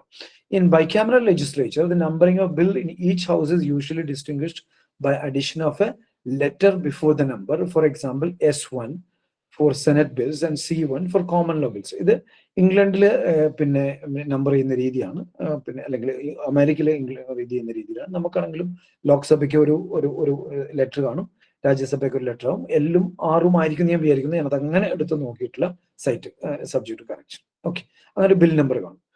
മോഡിഫൈഡ് ലോങ് ടൈറ്റിൽ, ടിപ്പിക്കലി ഇത് long title prescribe words, a bill for എന്തിനു വേണ്ടിയിട്ടുള്ള ബില്ലാണ്, അത് വളരെ പ്രധാനമാണ്. ആ ബിൽ ലോങ് ടൈറ്റിൽ, ബില്ലിന്റെ ഒരു ലോങ് ടൈറ്റിൽ ഉണ്ടാകാം. പിന്നെ നമ്മൾ ഫർദർ പോവുകയാണെങ്കിൽ ഇനി ലൈൻ നമ്പറിങ്, ഇത് നമ്മൾ ആക്ടിൽ കാണാത്തൊരു സാധനമാണ്. എന്ന് വെച്ചാൽ ഇത് പാസ്സാക്കാത്തൊരു സാധനം ആയതുകൊണ്ട് ഇതിനകത്ത് ഇത് പലപ്പോഴും ഡിസ്കഷന്റെ ഒരു കൺവീനിയൻസിനും കൂടി വേണ്ടിയിട്ടാണ്. Each page of the bill has line numbering in the margin, usually at the intervals of 5 lines. ഓരോ 5 ലൈൻ കഴിയുമ്പോൾ ഉണ്ടാവും. These are inserted by government printer and facilitate debate. Debate ഒക്കെ എളുപ്പത്തിലാവാണ്. അതായത് 5ാമത്തെ പേജിലെ 4ാമത്തെ ലൈൻ അല്ലെങ്കിൽ 25ാമത്തെ ലൈൻ എന്ന് പറയാനുള്ള ഒരു എളുപ്പത്തിന് വേണ്ടിയിട്ടാണ് നമ്മൾ പറയുന്നത്. പിന്നെ എക്സ്പ്ലനേറ്ററി മെമ്മോറാണ്ടം. എക്സ്പ്ലനേറ്ററി മെമ്മോറാണ്ടം എന്ന് പറഞ്ഞു കഴിഞ്ഞാൽ ഇപ്പോൾ ഡിജിറ്റൽ ഡേറ്റ പ്രൊട്ടക്ഷൻ ആക്ട് പാസ്സാക്കുന്നത് സാധാരണ നമുക്ക് വലിയ പരിചയമില്ലാത്തൊരു സാധനമാണ്, digital personal data protection act. അപ്പൊ ഈ ആക്ടിനകത്ത് ഓരോ പിന്നെ എന്താണ് ഡേറ്റ പ്രിൻസിപ്പൽ, ഡേറ്റ പിന്നെ അങ്ങനെ ഓരോരോ വാക്കുകളൊക്കെ ഉണ്ട് കേട്ടോ. നമുക്ക് ആക്ട് നോക്കുകയാണെങ്കിൽ വാക്കുകളുണ്ട്. ആ വാക്കുകൾ നമ്മൾ നോക്കിക്കഴിഞ്ഞാൽ ഇതെല്ലാം ഇത് നോക്കിക്കഴിഞ്ഞാൽ ഇപ്പോൾ ഇതിനകത്തുള്ള കുറച്ച് വാക്കുകൾ നമുക്ക് അധികം അറിയാത്തതായിരിക്കും. ഇപ്പം ചെയർപേഴ്സൺ, ചൈൽഡ് എന്ന് ഞാൻ പറഞ്ഞില്ല, concern manager, data fiduciary, data principal, data processor, data protection officer, ഇങ്ങനെ കുറെ അധികം സംഭവങ്ങൾ അതിനകത്തുണ്ട്. അപ്പൊ നമ്മൾ നോക്കുമ്പോൾ എക്സ്പ്ലെയിൻ ഇങ്ങനെ ഇത് മാത്രമല്ല, ഇതൊരു ക്രിമിനൽ ഒഫൻസ് ആക്കി മാറ്റുന്നു, അല്ലെങ്കിൽ സിവിൽ റോങ് മാത്രമാണ്, അങ്ങനെ പല രീതിയിലുള്ള അപ്രോച്ചസ്, പല കാര്യങ്ങളും നമുക്ക് കാണാമല്ലോ. അങ്ങനെയുള്ള ഓരോ സെക്ഷനും അതിൻ്റെതായ രൂപത്തിൽ, ഇതിന്റെ ഈ ഒരു പ്രത്യേക രൂപത്തിൽ ഡ്രാഫ്റ്റ് ചെയ്യുന്നതിനുള്ള കാരണം കാണിച്ചുകൊണ്ട് ഒരു ബില്ലാകുമ്പോൾ പാർലമെന്റ് കൺസിഡർ ചെയ്യാൻ പോകുന്നതാണ്. ആ കൺസിഡർ ചെയ്യാൻ പോകുന്ന ഒരു സാധനം, അത് ഓരോ സെക്ഷനും എന്തുകൊണ്ടാണ് ഇങ്ങനെ ആക്കിയിരിക്കുന്നത് എന്ന് പറഞ്ഞുകൊണ്ടുള്ള എക്സ്പ്ലനേറ്ററി നോട്ട് കാണും. ഇപ്പോൾ ഫോർ എക്സാമ്പിൾ ഡേറ്റ ഈ പ്രൊട്ടക്ഷൻ ആക്ട് ഡേറ്റ പ്രിൻസിപ്പൽ ആയിട്ട് ഒരാളെ അപ്പോയിന്റ് ചെയ്യുന്നു, ഡേറ്റ പ്രോസസർ ആയിട്ട് ഒരാളെ അപ്പോയിന്റ് ചെയ്യുന്നു, ഡേറ്റ പ്രൊട്ടക്ഷൻ ഓഫീസർ ആയിട്ട് ഒരാളെ വെക്കണം, അല്ല റൈറ്റ് ടു ഇൻഫർമേഷൻ ആക്ട് പകരം പബ്ലിക് ഇൻഫർമേഷൻ ഓഫീസർ ആയിട്ട് ഒരാൾ വേണം. ഇങ്ങനെ പല കാര്യങ്ങളും പല സെക്ഷനിലും പറഞ്ഞിട്ടുണ്ടാവും. അങ്ങനെ പറഞ്ഞിരിക്കുന്നതിന്റെ എക്സ്പ്ലനേഷൻ കൊടുക്കുന്നതാണ് എക്സ്പ്ലനേറ്ററി മെമ്മോറാണ്ടം എന്ന് പറഞ്ഞൊരു സാധനം. ഓക്കെ, ഇതൊക്കെയാണ് different parts of A bill എന്ന് പറഞ്ഞു കഴിഞ്ഞാൽ, അല്ലെങ്കിൽ ആക്ട് എന്ന് പറഞ്ഞു. ഇനി ഇതൊക്കെ നമുക്ക് ഇത്രയും ടെക്നിക്കൽ ആയിട്ടുള്ള കാര്യങ്ങളൊക്കെ ഉണ്ടെങ്കിൽ പോലും ഇതൊക്കെ നമ്മൾ എഴുതി ഉണ്ടാക്കുമ്പോൾ നമുക്കറിയാം, മേ ബി IPC എന്ന് പറഞ്ഞാൽ കുറേയധികം പേജുകളുള്ള സാധനമാണ്. Maybe right to information act ഇപ്പം താരതമ്യേന ഒരു കുറച്ചെങ്കിലും ചെറുതാണ്, അത് ഫുൾ ചെറുതെന്ന് നമുക്ക് പറഞ്ഞുവിടാം. ഇത് നോക്കുകയാണെങ്കിൽ 25 പേജുള്ള സാധനമാണ്. ഇവിടെ നിങ്ങൾക്ക് മുകളിൽ കാണാം 25 പേജ്. കോൺസ്റ്റിറ്റ്യൂഷൻ വളരെ വലുതാണ്. ഓരോന്നും ഡ്രാഫ്റ്റ് ചെയ്യുക, ഇതൊരു വലിയ ഡോക്യുമെന്റ് ആണ്. അതുമാത്രമല്ല, ഇതങ്ങനെ പെട്ടെന്ന് അങ്ങനെ മാറ്റാനും മറിക്കാനും ഒന്നും പറ്റുന്ന സാധനമല്ല. വളരെ ശ്രദ്ധിച്ച് ഒരു പാർലമെന്റിൽ ലോക്സഭയും രാജ്യസഭയും first reading, second reading, third reading, തന്നെ മറ്റേ സഭയിലേക്ക് അയക്കുന്നു, അങ്ങനെ കുറേയധികം ഫോർമാലിറ്റീസ് ഉള്ള കാര്യമാണ് ഇതിന്റെ മാറ്റം എന്നൊക്കെ പറഞ്ഞാൽ. അത് മാത്രമല്ല, ഇന്ത്യയിൽ മുഴുവനായിട്ട് അപ്ലൈ ചെയ്യുന്ന ഒരു സാധനമാണ്. ഇത് വളരെ കെയർഫുള്ളി ഡ്രാഫ്റ്റ് ചെയ്യേണ്ട ഒരു സാധനമാണ്. അങ്ങനെ കെയർഫുള്ളി ഡ്രാഫ്റ്റ് ചെയ്യേണ്ട ഒരു സാധനം ആയതുകൊണ്ട് തന്നെ ഇതിൽ നിന്നും ഇതിന്റെ റിസീവിങ് എൻഡിലുള്ള, അതായത് നിങ്ങൾ എന്നെയും പോലെയുള്ള ഈ ലോയുടെ അക്കാദമികമായിട്ടുള്ള ഫീൽഡിലുള്ള ആൾക്കാർ, പലപ്പോഴും ജഡ്ജസ്, ലോയേഴ്സ്, പിന്നെ സാധാരണ ലേമാൻ എന്ന് പറയുന്ന ആൾക്കാർ, ലോ റിലേറ്റഡ് പീപ്പിൾ ആയിരിക്കും നിർബന്ധമില്ല, ലേമാൻ, അവരെന്താണ് ഈ പറയുന്ന ലെജിസ്ലേഷൻസ് എന്നൊക്കെ പ്രതീക്ഷിക്കുന്നത് എന്നുള്ളത് വളരെ പ്രധാനമാണ്. Tell them what they want to know, എന്താണ് നിയമം എന്നുള്ള കാര്യത്തെക്കുറിച്ച്. ഇപ്പം ഒരു ഡിജിറ്റൽ ഡേറ്റ പ്രൊട്ടക്ഷൻ ആക്ട് നമുക്ക് വളരെ പ്രധാനപ്പെട്ട ഒരു ആക്ടാണ് കേട്ടത്. നമ്മുടെ എല്ലാം ഡേറ്റ ഇപ്പൊ നമ്മളിപ്പം ആമസോണിലൊക്കെ പോയി എന്തെങ്കിലും സെർച്ച് ചെയ്ത് കഴിഞ്ഞാൽ നമ്മുടെ ഏരിയയൊക്കെ പല നാട്ടുകാർക്ക് കിട്ടുകയാണ്. അപ്പോൾ അതിനെക്കുറിച്ച് അതിന്റെയൊക്കെ പ്രൊട്ടക്ഷന് വേണ്ടിയിട്ടുള്ള പുതിയൊരു വളരെ പ്രധാനപ്പെട്ട എല്ലാവരും അറിയേണ്ട ഒരു നിയമമാണ് digital personal data protection act. Okay, അപ്പോൾ അതിനെക്കുറിച്ച് മനസ്സിലാക്കാൻ വേണ്ടിയിട്ട് അപ്പൊ നമ്മളിൽ ആരെങ്കിലും ഇതെടുത്ത് വായിക്കുകയാണെങ്കിൽ tell them what they want to know, അതിനെക്കുറിച്ച് കറക്റ്റായിട്ട് ഒരു ഐഡിയ കൊടുക്കാൻ പറ്റണം. Are easy to read and understand. എന്ന് പറഞ്ഞാൽ ആക്ടുകൾ പലപ്പോഴും അത്ര ഈസി അല്ല, എങ്കിലും അത് പറ്റുന്ന അത്രയും ഈസി ആയിരിക്കണം എന്നുള്ള രീതി നമുക്ക് പറയാം. ആർ നോട്ട് ഒബ്സ്ക്യൂർ, ഭയങ്കര കോംപ്ലിക്കേറ്റഡ് ആയിരിക്കും. Except in cases after accepted culpable homicide is murder if the act by which death is caused is done with intention of causing death എന്നൊരു സാധാരണക്കാരോട് പറഞ്ഞു കഴിഞ്ഞാൽ ഒന്നും മനസ്സിലാവില്ല എന്ന് ഉറപ്പാണ്. ഇങ്ങനെയുള്ള കുറെ നോട്ട് സ്റ്റാൻഡിങ് എനിത്തിങ് കണ്ടെയ്ൻ പോലത്തെ ലെസ് എന്നൊക്കെ പറഞ്ഞ കുറെ സാധനങ്ങളുണ്ടല്ലോ.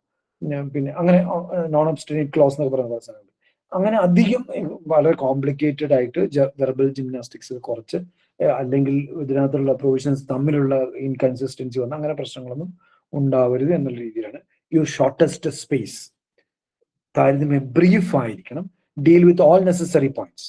അതായത് ഒരു ആക്ടിനെ കുറിച്ച് പറയുമ്പോൾ, റൈറ്റ് ടു ഇൻഫർമേഷൻ ആക്ടിനെ കുറിച്ച് പറയുമ്പോൾ അതിന്റെ കുറെ കാര്യങ്ങൾ നമുക്ക് എന്ത് ചെയ്യണം എന്നുള്ളതിനെ കുറിച്ച് ആക്ട് സൈലന്റ് ആണെങ്കിൽ, ഇപ്പൊ റൈറ്റ് ടു ഇൻഫർമേഷൻ ആക്ട് പ്രകാരം പിന്നെ പറയാണ് പബ്ലിക് ഓഫീസറുകൾ റൈറ്റ് ടു ഇൻഫർമേഷൻ കൊടുക്കണം. കൊടുത്തില്ലെങ്കിൽ എന്തു പറ്റും എന്നുള്ളത് പറഞ്ഞില്ലെങ്കിൽ അത് വലിയൊരു ഷോർട്ട് കമ്മിങ് ആണ്.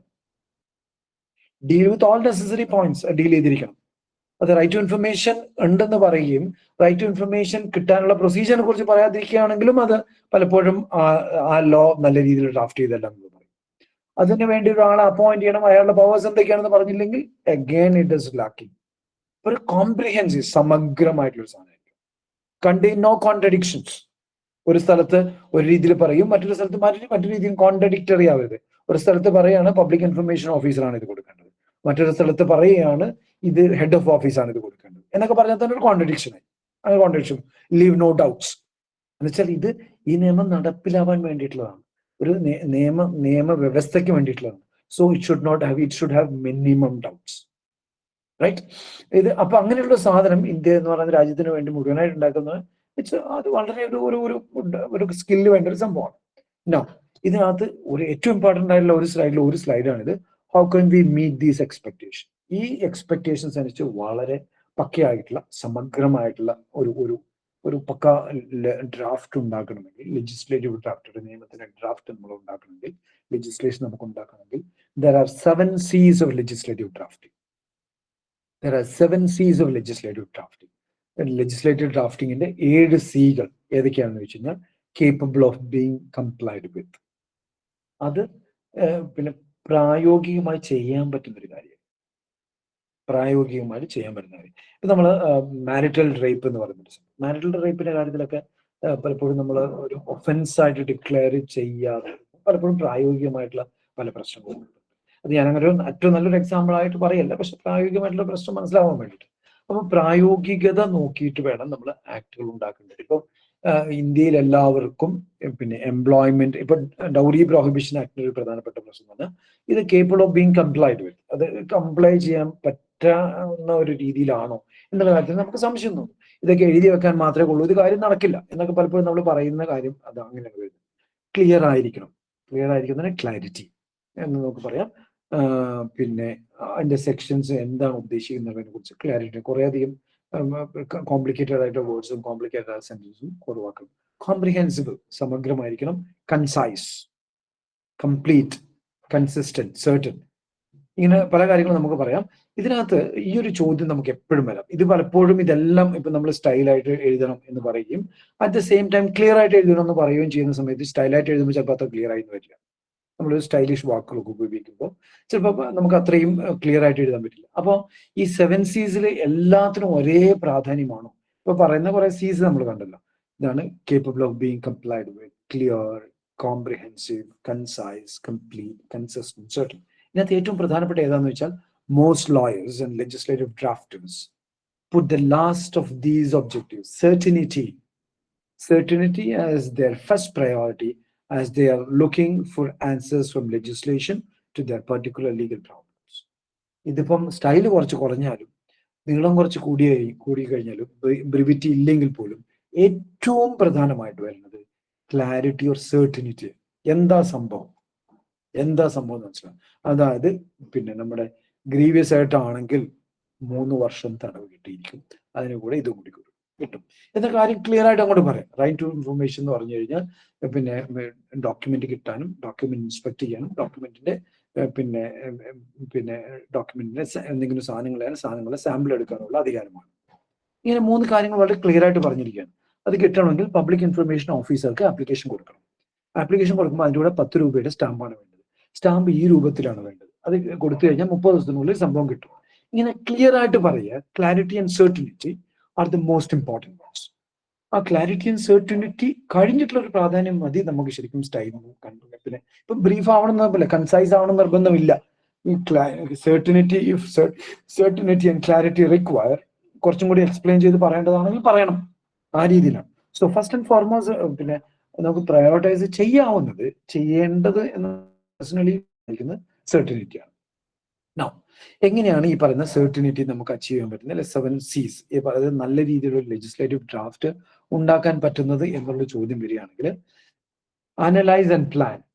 ഇപ്പൊ നമ്മള് പിന്നെ ഒരു റൈറ്റ് ടു ഇൻഫർമേഷൻ ആക്ട് ഉണ്ടാക്കുന്ന domestic violence act, dowry prohibition act, dowry പ്രൊഹിബിഷന് വേണ്ടിയിട്ട് നമ്മളൊരു നിയമം ഉണ്ടാക്കാൻ തീരുമാനിക്കുന്ന സമയത്ത് നമ്മൾ അതിനെക്കുറിച്ച് ഒരു ബാക്ക്ഗ്രൗണ്ട് സ്റ്റഡി പ്രോപ്പർലി നടന്നിരിക്കണം. Analysis and planning is required. എന്നിട്ട് അതിനൊരു റാഷണൽ സ്ട്രക്ചർ, വളരെ റീസണബിൾ ആയിട്ടുള്ള സ്ട്രക്ചർ വേണം. Provide a rational structure. Follow drafting standard, ഒരു ഡ്രാഫ്റ്റിംഗിന്റെ സാധാരണ ഡ്രാഫ്റ്റിംഗ് സ്റ്റാൻഡേർഡ് വേണം. പിന്നെ നമ്മൾ 1, 2, 3 നാലാമത് നോക്കുകയാണെങ്കിൽ use an effective writing style. ഒരു റൈറ്റിംഗ് സ്റ്റൈലുണ്ട്. അതിന് ഒരു റൈറ്റിംഗ് സ്റ്റൈൽ എന്ന് പറഞ്ഞാൽ പലധികം കാര്യങ്ങൾ വരുന്നതാണ്. നമ്മൾ ഉപയോഗിക്കുന്ന വാക്കുകളായിക്കോട്ടെ, നമ്മൾ ഒരു ഫോർമൽ വേർഡ്സ് ആയിക്കോട്ടെ, നമ്മൾ ഉപയോഗിക്കുന്ന ചില ഫ്രേസസ് ആയിക്കോട്ടെ, നമ്മൾ ഉപയോഗിക്കുന്ന ലാംഗ്വേജ് ആയിക്കോട്ടെ, നമ്മൾ ഉപയോഗിക്കുന്ന സെക്ഷൻസും സബ്സെക്ഷൻസും ആയിട്ട് തരംതിരിക്കുന്ന ആയിക്കോട്ടെ, അങ്ങനെ വളരെയധികം കാര്യങ്ങൾ. Choose good presentation. ചിലത് വായിച്ചു കഴിഞ്ഞാൽ നമുക്ക് എന്താണെന്ന് മനസ്സിലാവില്ല, പല ആക്ടുകളും. ഇതെല്ലാം പക്കയായിട്ട് ഉണ്ടാക്കിയിട്ടുള്ള ആക്ടുകളല്ല കേട്ടോ. നമുക്കിത് ഏറ്റവും നന്നായിട്ട് മനസ്സിലാക്കാൻ പറ്റുന്നതാണ്. ആക്ടുകൾ ഉണ്ടാക്കുമ്പോൾ വളരെയധികം ശ്രദ്ധിച്ചിട്ട് നല്ല രീതിയിൽ ഡ്രാഫ്റ്റഡ് ആണെങ്കിൽ this is easy to understand. പഴയ ആക്ടുകളിൽ കൂടുതൽ കോംപ്ലിക്കേറ്റഡ് ലാംഗ്വേജ് നമുക്ക് കൂടുതൽ കാണാം. മേ ബി പുതിയ ആക്ടുകളിൽ നമുക്ക് അത്രയധികം കോംപ്ലിക്കേറ്റഡ് ലാംഗ്വേജ് ആയിരിക്കില്ല, താരതമ്യേന കുറവാണ്. Provide aids to finding and using. നിയമം പെട്ടെന്ന് അതിനുള്ള കുറച്ച് കാര്യങ്ങളൊക്കെ റെഫറൻസ് ഒക്കെ അങ്ങോട്ടും ഇങ്ങോട്ടും കൊടുക്കുക. Check and scrutinise. നമ്മൾ ഇത് ഡ്രാഫ്റ്റ് ചെയ്തതിന് ശേഷം നമ്മൾ ചെക്ക് ചെയ്യുക, സ്ക്രൂട്ടിനൈസ് ചെയ്യുക, ഇങ്ങനെയൊക്കെയുള്ള. ശരിക്കും പറയുകയാണെങ്കിൽ ഇന്ത്യൻ പീനൽ കോഡ് എന്ന് പറയുന്ന നിയമം ഉണ്ടാക്കാൻ തുടങ്ങിയത് 1834-ലാണ്. 1834. അത് പാസ്സാക്കിയത് 1860-ലാണ്. ഓഫ്കോഴ്സ് ചില ഡിലേ ഒക്കെ വന്നിട്ടുണ്ട്, എങ്കിലും അത് പല രീതിയിലുള്ള ഡ്രാഫ്റ്റിംഗിൽ അത്രയധികം ശ്രദ്ധ കേന്ദ്രീകരിച്ച് പലപ്പോഴും അത് അഡ്വക്കേറ്റ്സിന്റെ റെഫറൻസിനും അഡ്വക്കേറ്റ്സിന്റെ കമന്റിന് വേണ്ടി കൊടുത്തു, അത് ജഡ്ജസിന്റെ കമന്റിന് വേണ്ടി കൊടുത്തു. അങ്ങനെ പലധികം കാര്യങ്ങൾ ചെയ്തിട്ടാണ് ഇന്ത്യൻ പീനൽ കോഡ് ഉണ്ടാക്കിയത്. അതിന്റെ ഒരു ഗുണം, അത് ഉണ്ടാക്കി അതൊരു 100-150 വർഷം നമ്മൾ ഉപയോഗിക്കുകയും ചെയ്തു. ഓക്കെ, മേ ബി 150-ലധികം 160-170 വർഷം നമ്മൾ ഉപയോഗിക്കുകയും ചെയ്തു. ഓക്കെ, ഇങ്ങനെ അധികം കുറെ കാര്യങ്ങൾ ചെയ്യാണ്ട് ഇത് ഓരോന്നും നമ്മൾ ഇപ്പം എടുത്ത് പറയാന്ന് പറഞ്ഞാൽ കുറച്ച് വളരെ വിഷമമായിരിക്കും. അതിന്റെ ഡീറ്റെയിൽസിലേക്ക് നമുക്ക് പോയി കഴിഞ്ഞാൽ ഇന്നത്തെ തീരുന്നില്ല. അതുകൊണ്ട് ഞാൻ അത് വേഗം ഒന്ന് മുന്നോട്ട് പോവാണ്. പിന്നെ അതിനുശേഷം നമ്മൾ ഇത്രയും കാര്യങ്ങളൊക്കെ വേണമെന്ന് നമ്മൾ മനസ്സിൽ വന്നു കഴിഞ്ഞാൽ നമ്മൾ പ്രിപ്പയറിങ് എ ലെജിസ്ലേറ്റീവ് സ്കീം. ഒരു നിയമം ഉണ്ടാക്കാൻ തീരുമാനിച്ചു കഴിഞ്ഞാൽ അതിന്റെ ഒരു സ്കീം നമ്മൾ ഉണ്ടാക്കണം. We will be making A legislative scheme. ഇത് സ്റ്റാറ്റ്യൂട്ട് ഡ്രാഫ്റ്റിങ്ങിന് വേണ്ടി നമ്മൾ കോമ്പറ്റീഷന് പോവുകയാണെങ്കിൽ നമ്മൾ ഇങ്ങനത്തെ കാര്യങ്ങളിലൂടെ സ്റ്റെപ്പിലൂടെ കടന്നു പോയിട്ട് വേണം ചെയ്യാൻ. എല്ലാ സ്റ്റെപ്പിലൂടെയും നമുക്ക് കടന്നു പോകേണ്ട വരുമെന്ന് എനിക്ക് അറിയില്ല എന്നല്ല, അത് ഓരോ കോമ്പറ്റീഷൻ അനുസരിച്ച് വ്യത്യസ്തത വരാം. പക്ഷേ നമുക്ക് ഇത് നോക്കുകയാണെങ്കിൽ ഈ ലെജിസ്ലേറ്റീവ് സ്കീം എന്ന് പറഞ്ഞാൽ ഒരു ആക്ട് നിർമ്മിക്കുന്നതിന് ആവശ്യമുള്ള സംഭവങ്ങളാണ്. What is the object of enactment? ഈ ഇനാക്ട്മെന്റിന്റെ ഒബ്ജക്റ്റ് എന്താണ്? നമ്മളിപ്പം അബ്കാരിയുമായിട്ട് ബന്ധപ്പെട്ടൊരു നിയമം ഉണ്ടാക്കുകയാണെങ്കിൽ പല രീതിയിലുള്ള ഒബ്ജക്റ്റ് ഉണ്ടാകും. ഒന്നെന്ന് പറഞ്ഞാല് അബ്കാരി ബാറുകൾ ലൈസൻസ് കൊടുക്കാനോ ഇങ്ങനെയുള്ള കാര്യങ്ങൾക്ക് വേണ്ടിയിട്ടാകാം ഒരു ലിക്കറുമായിട്ട് ബന്ധപ്പെട്ട ഒരു നിയമം ഉണ്ടാക്കുന്നത്. മറിച്ച് ലിക്കർ ടോട്ടൽ പ്രോഹിബിഷന് വേണ്ടിയിട്ടും ഒരു നിയമം ഉണ്ടാക്കാം. അപ്പൊ നിയമത്തിന്റെ ഉദ്ദേശം എന്താണ്? നിയമത്തിന്റെ ഉദ്ദേശം ലിക്കർ ആയിട്ട് ബന്ധപ്പെട്ട ബിസിനസ് റെഗുലേറ്റ് ചെയ്യുക എന്നുള്ളതാണ്. മറിച്ച് അത് മുഴുവനായിട്ട് പ്രോഹിബിറ്റ് ചെയ്യുക എന്നുള്ളതാണ്. ഇതിനനുസരിച്ച് നിയമത്തിൽ വ്യത്യാസം വരും. What was the existing law before the legislation was passed? ഈ നിയമം പാസ്സാക്കുന്നതിന് മുന്നേ നിയമം ഉണ്ടായിരുന്നു. നിയമം ഉണ്ടായിരുന്നെങ്കിൽ ആ നിയമം എന്തായിരുന്നു? ഈ നിയമം ഉണ്ടായിരുന്നില്ലെങ്കിൽ എന്തൊക്കെയായിരുന്നു അപ്പോൾ ഉണ്ടായിരുന്ന പ്രോബ്ലം എന്നുള്ള ഇത്. What was the mischief or defect for which the existing law had not provided? ഇപ്പോഴുള്ള നിയമം എന്തുകൊണ്ടാണ് നമ്മൾ മാറ്റുന്നത്? 1986 ഒരു കൺസ്യൂമർ പ്രൊട്ടക്ഷൻ ആക്ട് ഉണ്ടായിരുന്നു. അതിനുശേഷം 2019 വീണ്ടും നമ്മളൊരു കൺസ്യൂമർ പ്രൊട്ടക്ഷൻ ആക്ട് പാസ്സാക്കുന്നതിന് കാരണം എന്താണ്? എന്തായിരുന്നു 1986 ആക്ടിന്റെ പ്രോബ്ലം? മിസ്ചീഫ് എന്ന് പറഞ്ഞ പ്രോബ്ലം എന്നുള്ള രീതിയിൽ മനസ്സിലാക്കിയാൽ മതി. What remedy the legislation has provided four? എന്ത് റെമഡിയാണ് മുന്നത്തെ ലെജിസ്ലേഷൻ കൊടുത്തിരുന്നത്? അതിന് വ്യത്യസ്തമായി. ഇപ്പൊ മുൻപൊക്കെ നമ്മൾ പറയാം 1988 മുൻപ് ഒരു വണ്ടി ചെക്ക് കൊടുത്തു കഴിഞ്ഞാൽ ക്രിമിനൽ കേസ് ഉണ്ടായിരുന്നില്ല, സിവിൽ കേസ് മാത്രമേ ഉള്ളൂ. അതുകൊണ്ട് തന്നെ ആൾക്കാർ ഇഷ്ടം പോലെ പിന്നെ വണ്ടി ചെക്ക് കൊടുക്കുമായിരുന്നു. അതായത് നമ്മൾ dishonour of cheque for the reason എന്നൊക്കെ പറഞ്ഞ് നമ്മൾ ചിലപ്പോൾ സ്പെഷ്യൽ കോൺട്രാക്ട്സ് ഒക്കെ പഠിച്ചിട്ടുണ്ടാവും, നെഗോഷ്യബിൾ ഇൻസ്ട്രുമെന്റ് ആക്ട്. അപ്പൊ റെമഡി, പണ്ടത്തെ റെമഡി സിവിലായിരുന്നു, ആൾക്കാർക്ക് പേടി ഉണ്ടായിരുന്നില്ല. അതിനുശേഷമാണ് 1988 എന്താക്കിയത്, ക്രിമിനൽ റെമഡി ആക്കിയത്. ക്രിമിനൽ റെമഡി ആകുമ്പോൾ അത് കൂടുതൽ എഫക്റ്റീവായി. The reason for such remedy എന്താണ്, ചെക്കുകൾ കൊടുത്തിട്ട് ആൾക്കാർ മുങ്ങണം, റീസൺ ഫോർ സച്ച് റെമഡി. അങ്ങനെയുള്ള ഈ കാര്യങ്ങളെല്ലാം മനസ്സിൽ വെച്ചുകൊണ്ട് ഒരു നിയമം ഉണ്ടാക്കുക, ഒരു നിയമത്തിൽ വ്യത്യാസം വരുത്തുകയാണ് നമ്മൾ ചെയ്യുന്നത്. ഓക്കെ, അപ്പോ ഇതിൽ ഒരു പ്രപ്പോസൽ നമ്മൾ ഉണ്ടാക്കുകയാണെങ്കിൽ, ഒരു നിയമം ഉണ്ടാക്കുന്ന proposal sufficient background information to enable him to see in perspective and in context the facts and problems which legislative proposal intend to meet. നമ്മൾ ഫോർ എക്സാമ്പിൾ, അപ്പൊ നമ്മുടെ ഒരു വലിയ ആക്ട് മുഴുവൻ എടുക്കുന്നതിന് പകരം നമ്മളിപ്പോൾ ഡൗറി ഡെത്തുമായിട്ട് ബന്ധപ്പെട്ട ഒരു സെക്ഷൻ നമ്മൾ ഉണ്ടാക്കാൻ ശ്രമിക്കുകയാണ്. ഡൗറി ഡെത്തുമായിട്ട് ബന്ധപ്പെട്ട ഒരു സെക്ഷൻ, ഡൗറി ഡെത്തുമായിട്ടുള്ള ഒരു സെക്ഷൻ നമ്മൾ ഉണ്ടാക്കാൻ ശ്രമിക്കുകയാണെങ്കിൽ, ഡൗറി ഡെത്ത് ഇന്ത്യയിൽ ഉണ്ടോ എന്നുള്ള കാര്യത്തെക്കുറിച്ച് നമ്മൾ അറിയാം.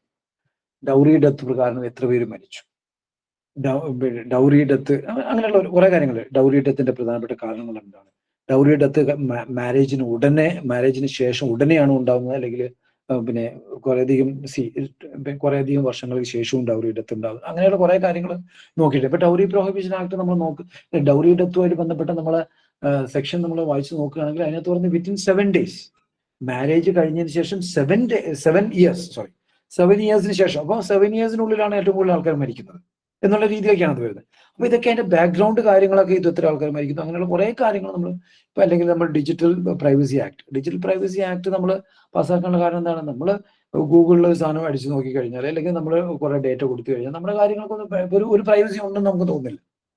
അപ്പോൾ അത് പുട്ടുസ്വാമിയുടെ ഒരു കേസ് 2018 വന്നിട്ടുണ്ട്.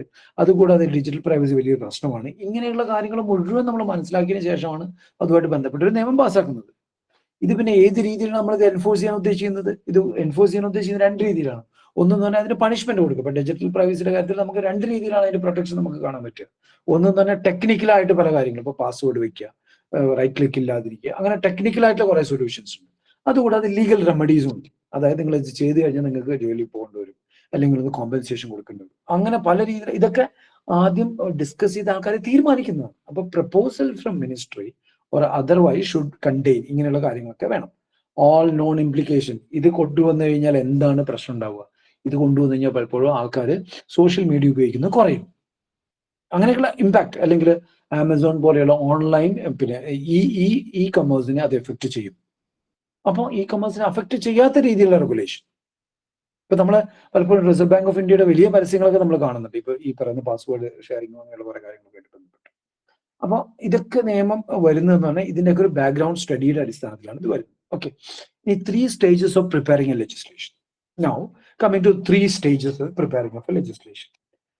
Stage 1, get a clear concept of legislative proposals received from the proponent of the legislation. Proponent എന്ന് പറഞ്ഞാൽ പലപ്പോഴും ഗവൺമെന്റ് അതിനൊരു ഇത് കിട്ടുകയാണല്ലോ ചെയ്യുന്നത്. നമുക്കൊക്കെ വേണമെങ്കിൽ പ്രപ്പോസൽ കൊടുക്കാൻ ഗവൺമെന്റ് അക്സെപ്റ്റ് ചെയ്യണമെങ്കിൽ.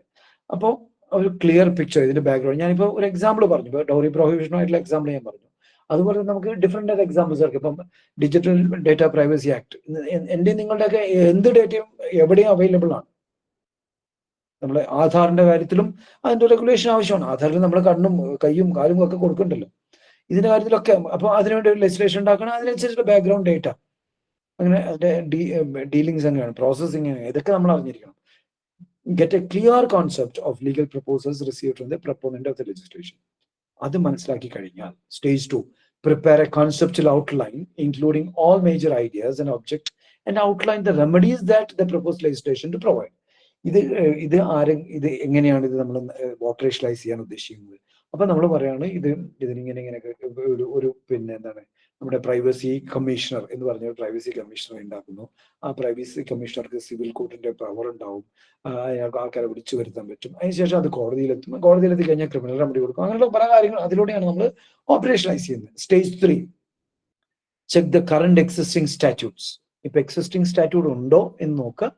The provisions of the Constitution and other general laws, such as Code of Criminal Procedure, the Code of Civil Procedure, the Evidence Act, etc. എന്ന് വെച്ചാൽ ഈ പറയുന്ന ആക്ട് ഇപ്പം CRPC പറഞ്ഞിരിക്കുന്ന ഒരു ക്രിമിനൽ പിന്നെ റെമഡി കൊടുക്കുന്ന ഒരു ആക്ട് ആണെങ്കിൽ, ഇപ്പം ഡിജിറ്റൽ ഡേറ്റ പ്രൈവസി ആക്ട് പ്രകാരം ഒരു ക്രിമിനൽ റെമഡി കൊടുക്കുന്നുണ്ടെങ്കിൽ അത് CRPC പറയുന്ന രീതിയിൽ പ്രൊസീജിയറിലുള്ള ക്രിമിനൽ നടപടി നിയമത്തിന്റെ അല്ലെ BNSSന്റെ പ്രൊവിഷൻസിന് അനുസൃതമായിട്ടുള്ള ഒരു ട്രയലൊക്കെ നമുക്ക് നടത്താൻ പറ്റുള്ളൂ. അപ്പൊ അതിനെതിരായിട്ടൊന്നും നമുക്ക് പിന്നെ ആക്ട് ഉണ്ടാക്കാൻ പറ്റില്ല. അല്ലെങ്കിൽ കോൺസ്റ്റിറ്റ്യൂഷനകത്തുള്ള fundamental right article 21 personal life and personal പ്രോപ്പർട്ടിക്ക് എതിരായിട്ടുള്ള ഒരു പ്രൊവിഷൻ ഇതിനകത്ത് ഉണ്ടാകാൻ പറ്റില്ല. സോ ഇങ്ങനെയുള്ള ലീഗലി അത് പറ്റുന്ന രീതിയിലുള്ള പ്രൊവിഷൻസ് നോക്കും. അപ്പൊ നമ്മൾ ആദ്യം ഇതിനെ കുറിച്ച് ഐഡിയ ഉണ്ടാക്കുന്നു, അതിനുശേഷം അതിന്റെ സ്ട്രക്ചർ ഉണ്ടാക്കുന്നു. ആ സ്ട്രക്ചർ കോൺസ്റ്റിറ്റ്യൂഷനും മറ്റുള്ള നിയമങ്ങൾക്ക് അനുസൃതമായിട്ട് നിലനിൽക്കുന്നതാണോ എന്ന് നമ്മൾ നോക്കും.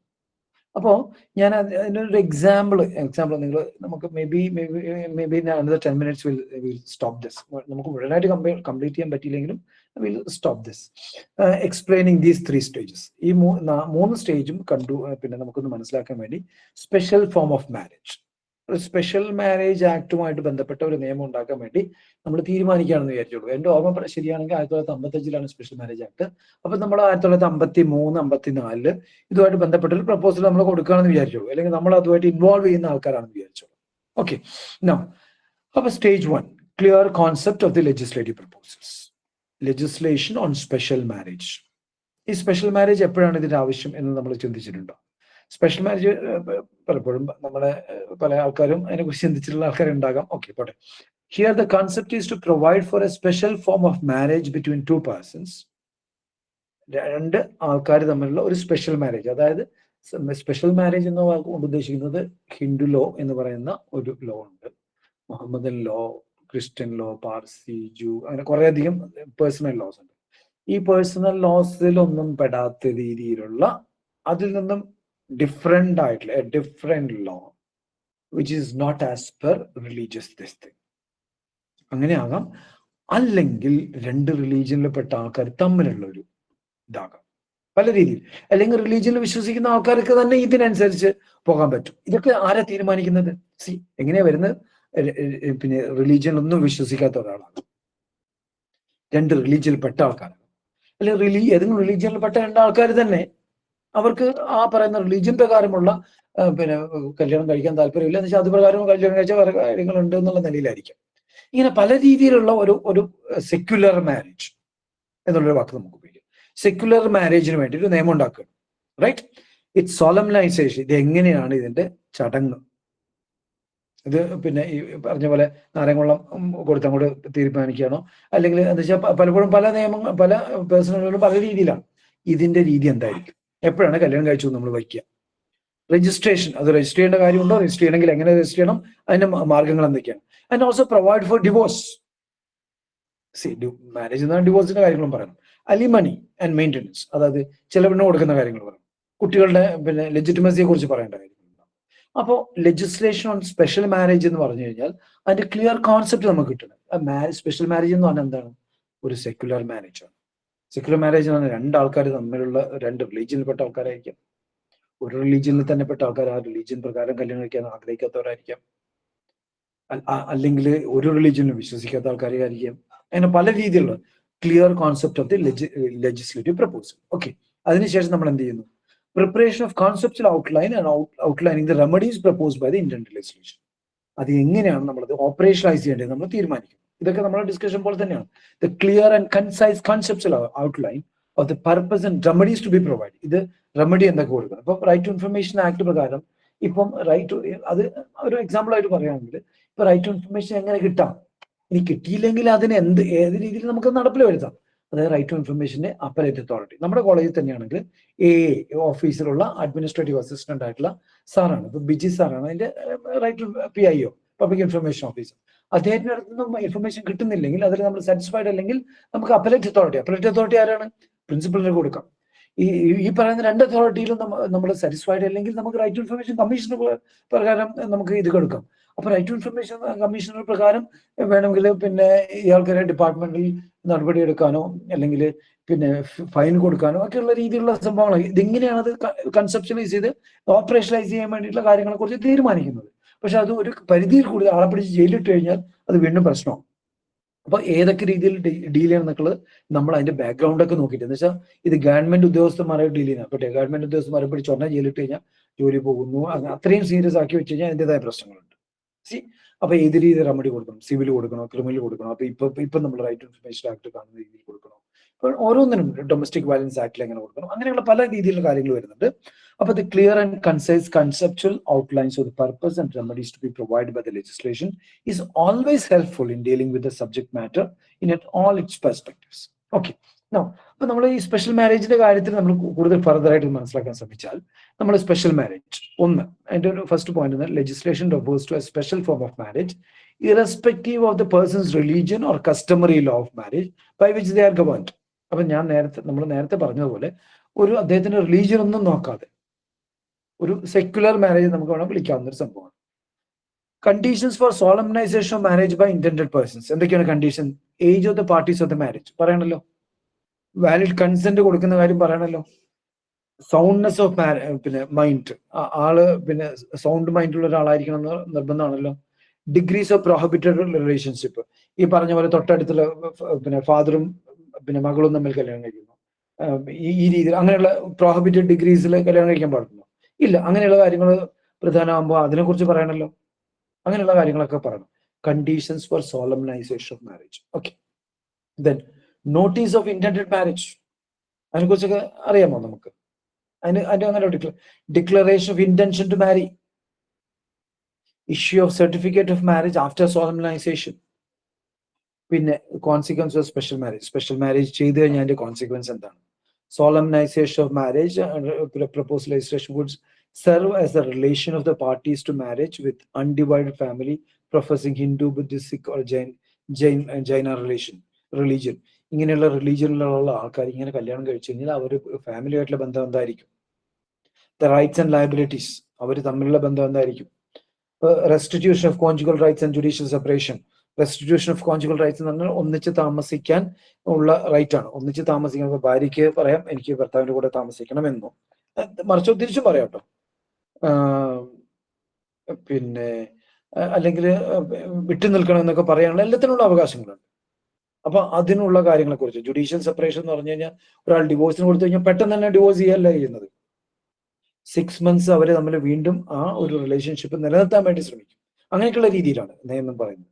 അപ്പൊ ഈ രീതിയിലുള്ള കാര്യങ്ങളൊക്കെ എങ്ങനെയാണ് ഒരു ഫാമിലിയുടെ ഒരു സാങ്ക്ടിറ്റി എങ്ങനെയാണ് സമൂഹം നോക്കിക്കാണുന്നത്, അതിനനുസരിച്ചാണ് നമ്മൾ ജുഡീഷ്യൽ സെപ്പറേഷൻ 6 മാസം ഒന്ന് മാറി നിന്നിട്ട് you try four settlement negotiation എന്നുള്ള രീതിയിലൊക്കെയാണ് പറയുന്നത്. Okay, void and voidable marriage, എപ്പോഴാണ് മാരേജ് വോയിഡ് ആയി പോകുന്നത്, എപ്പോഴാണ് വോയിഡബിൾ ആവുന്നത്, പിന്നെ ഇത് റീമാരേജ് ചെയ്യാൻ പറ്റുമോ, ഡിവോഴ്സിനെ കുറിച്ചുള്ള പ്രൊവിഷൻസ് എന്തൊക്കെയാണ്, ബൈഗമ ഇത് ഏത് കോടതിക്കാണ് ഇതിന്റെ ജൂറിസ്ഡിക്ഷൻ. ഇത് നോക്കുകയാണെങ്കിൽ family courts act family court ആക്ടിനാണ്. ഇതാണ് അപ്പീൽസ് ഫ്രം ഇതിന്റെ അപ്പീൽ അങ്ങോട്ടാണ് കൊടുക്കുക. Provision for custody of children കാണാൻ പറ്റുന്ന വിചാരിക്കുകയാണ്, provision for custody of children, ഇങ്ങനെയുള്ള കുറേയധികം കാര്യങ്ങൾ നമ്മൾ വരുന്നുണ്ട്. ഇതാണ് പണിഷ്മെന്റ് ഫോർ ബൈഗമി. അപ്പൊ ഇങ്ങനെയുള്ള കുറെ കാര്യങ്ങളെ കുറിച്ച് നമ്മൾ ചിന്തിച്ച് ആ കാര്യങ്ങളെ കുറിച്ച് ചിന്തിക്കുമ്പോൾ ഇത് മനസ്സിൽ വരണമെങ്കിൽ ഇതിനെക്കുറിച്ചൊക്കെ ഉള്ള ബാക്ക്ഗ്രൗണ്ട് നമ്മൾ ശരിയായിട്ടുള്ള രീതിയിൽ പഠിച്ചിരിക്കണം. അതാണ് ബാക്ക്ഗ്രൗണ്ട് സ്റ്റഡി എന്ന് പറയുന്നത്.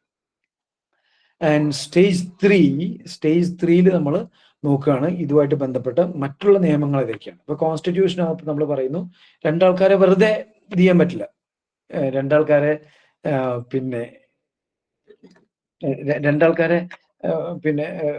ഓരോ കല്യാണം കഴിച്ചു എന്ന് വിചാരിച്ചിട്ട് രണ്ടാൾക്കാരെ പിന്നെ എന്തും ചെയ്യാൻ വേണ്ടിയിട്ട് പിന്നെ ഒരു എക്സ്പ്ലോയിറ്റേഷന് ബാധകമാക്കാൻ പാടില്ല.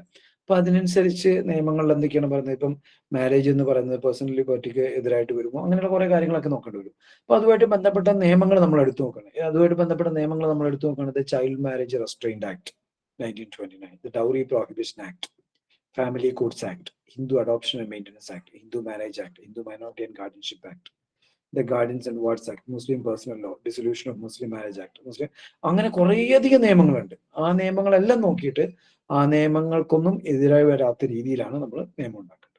ഓക്കെ, ഇതിങ്ങനെ നമ്മളിങ്ങനെ നോക്കി പോവുകയാണെങ്കിൽ ഇങ്ങനെ കുറേയധികം ഇതിപ്പം ഡ്രാഫ്റ്റ് ചെയ്യുന്ന ഒരു സ്റ്റേജ് വരെ നമ്മൾ പറഞ്ഞു.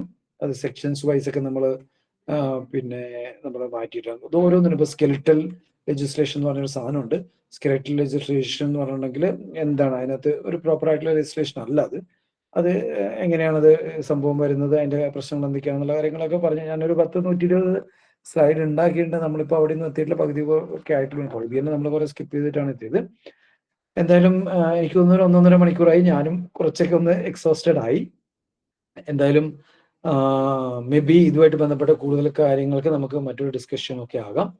ഇപ്പൊ അതിന്റെ ബേസിക് ആയിട്ടുള്ള കുറെ ഐഡിയാസ്, ബേസിക് ആയിട്ടുള്ള പ്രധാനപ്പെട്ട ഐഡിയാസ് ഒക്കെ ഇപ്പോൾ ഈ ഒരു ഡിസ്കഷൻ നമുക്ക് ഡിസ്കസ് ചെയ്യാൻ പറ്റിയിട്ടുണ്ടെന്ന് തന്നെയാണ് വിചാരിക്കുന്നത്. അപ്പോൾ ഇന്നത്തേക്ക് ദിവസത്തേക്കുള്ള ഒരു ഡിസ്കഷൻ നമുക്ക് തൽക്കാലം ഇവിടെ നിർത്താം. പിന്നെ നിങ്ങൾക്ക് ഇതുമായിട്ട് ബന്ധപ്പെട്ട എന്തെങ്കിലും ചോദ്യങ്ങൾ ചോദിക്കാനുണ്ടെങ്കിൽ കുറെ പേരൊക്കെ പോയപ്പോൾ നമുക്ക് പക്ഷേ ഇത്ര പേരെങ്കിലും ഉണ്ടായാൽ മതി. ഇപ്പം നമ്മുടെ മൂക്കോട്ടായാലും എന്ത് കോമ്പറ്റീഷൻ ആയാലും നമ്മുടെ കോളേജിൽ നിന്നുള്ള എല്ലാവരും അതിന് പോകുമെന്ന് നമ്മൾ വിചാരിക്കുന്നില്ല. എല്ലാ കാര്യത്തിലും ഇപ്പോൾ സ്പോർട്സിലായാലും ആർട്സിലായാലും ഒക്കെ താല്പര്യമുള്ളത് ക്ലിപ്തമായിട്ടുള്ള നമ്പർ ആയിട്ടുള്ള ഒരാൾക്കാരായിരിക്കും. അപ്പോൾ ഇതൊരു പ്രിലിമിനറി ആണ്. We are at a starting point. We will do about this later on. It should start. This is a starting point. അപ്പോൾ ഇതുമായിട്ട് ബന്ധപ്പെട്ട കുറെ കാര്യങ്ങൾ നമ്മൾ മനസ്സിലാക്കാനുണ്ട്. ഇത് മനസ്സിലാക്കി കഴിഞ്ഞാൽ നമുക്ക് വലിയൊരു സ്കില്ലാണ്. നമ്മളൊരു ലോയറായിട്ട് പോകുമ്പോൾ ഒരു ആക്ട് ഡ്രാഫ്റ്റ് ചെയ്യുന്നതിനെ കുറിച്ച് മനസ്സിലാക്കി കഴിഞ്ഞാൽ ആക്ട് വായിക്കാനും മനസ്സിലാക്കാനും അത് ഇന്റർപ്രറ്റ് ചെയ്യാനും അത് കേസ് നടത്താനും അത് ജഡ്ജായി മാറാനും ഇങ്ങനെയുള്ള എല്ലാ കാര്യത്തിനും നമുക്ക് ഭയങ്കര യൂസ്ഫുൾ ആയ സംഭവമാണ്. അതുകൂടാതെ നമുക്ക് ഒരു കോമ്പറ്റീഷൻ, വലിയൊരു കോമ്പറ്റീഷനാണ് നിങ്ങൾ സി വിയിലേക്ക് ആഡ് ചെയ്യാൻ പറ്റുന്നതാണ്. നിങ്ങൾ പല രീതിയിലുള്ള ഗുണങ്ങളുള്ള സംഭവം തന്നെയാണിത്. ഇത് അക്കാദമികമായിട്ട് വളരെയധികം യൂസ്ഫുൾ ആയിട്ടുള്ള എക്സസൈസ് തന്നെയാണിത്. അപ്പോൾ ആ കാര്യങ്ങളും കൂടി ഇപ്പോൾ കണ്ടവരും മനസ്സിലാക്കുക, അത് മറ്റുള്ളവരോടൊന്ന് പറയുക. ഇത് എല്ലാ സ്ഥലത്തും കോമ്പറ്റീഷൻസ് വരുമ്പോൾ അങ്ങോട്ടും ഇങ്ങോട്ടും ഷെയർ ചെയ്യുക, പോകാൻ വേണ്ടി ശ്രമിക്കുക. And I take this opportunity to thank you all. I take this opportunity to പിന്നെ encourage you all to go for this these kinds of competitions. ഈ കോമ്പറ്റീഷനെ കുറിച്ച് കാണുകയാണെങ്കിൽ എല്ലാവരുമായിട്ടും അങ്ങോട്ടും ഇങ്ങോട്ടും നമ്മൾ ഒന്ന് എല്ലാവരുമായിട്ടും ഷെയർ ചെയ്യാൻ വേണ്ടി ശ്രമിക്കുക. ഇത് മെല്ലെ മെല്ലെ നമ്മളിങ്ങനെ പോപ്പുലർ ആയിട്ട് വരികയുള്ളൂ. ഒറ്റയടിക്കാൻ ആയി തന്നെ പോപ്പുലർ ആയിട്ട് വന്നൊന്നും വരില്ല. അപ്പോൾ അങ്ങനെയുള്ള കാര്യങ്ങളൊക്കെ നമ്മൾ ചെയ്യാം. സോ ഇന്നത്തേക്ക് ഇത്ര മാത്രം. Thank you so much. Thank you for listening. Thank you four attending. Thank you for being with me. അപ്പോൾ ഇത്രയും കാര്യങ്ങൾ പറഞ്ഞുകൊണ്ട് നമ്മൾ ഇന്നത്തെ ഈ ഒരു സംഭവം ഇവിടെ നിർത്തുകയാണ്. So that's it from me. Thank you so much. Thank you everyone. Thank you so much. Thank you sir, very thanks. Thank you so much. Okay, നമുക്ക് ഇന്നത്തെ ദിവസത്തേക്ക് നിർത്താം. Bye bye, take care. നമ്മൾ ഇനിയും ഇതിന്റെ ഡിസ്കഷൻ ആവശ്യമുള്ളത് തന്നെയാണ്. നമുക്ക് പറ്റുന്ന അത്രയും ഇനിയും നോക്കാം. നമുക്ക് നേരിട്ട് സ്റ്റാഫ് റൂമിൽ വന്നിട്ടുള്ള ഡിസ്കഷൻസും ആകാം. മറ്റുള്ള എവിടെ നിന്ന് വേണമെങ്കിലും I be available at your disposal. Okay, thank you so much. Take care. Bye bye. Bye. So Jithin, with your permission ഞാനും മെല്ലെ ഇറങ്ങട്ടെ ഈ ക്ലാസ്സിൽ.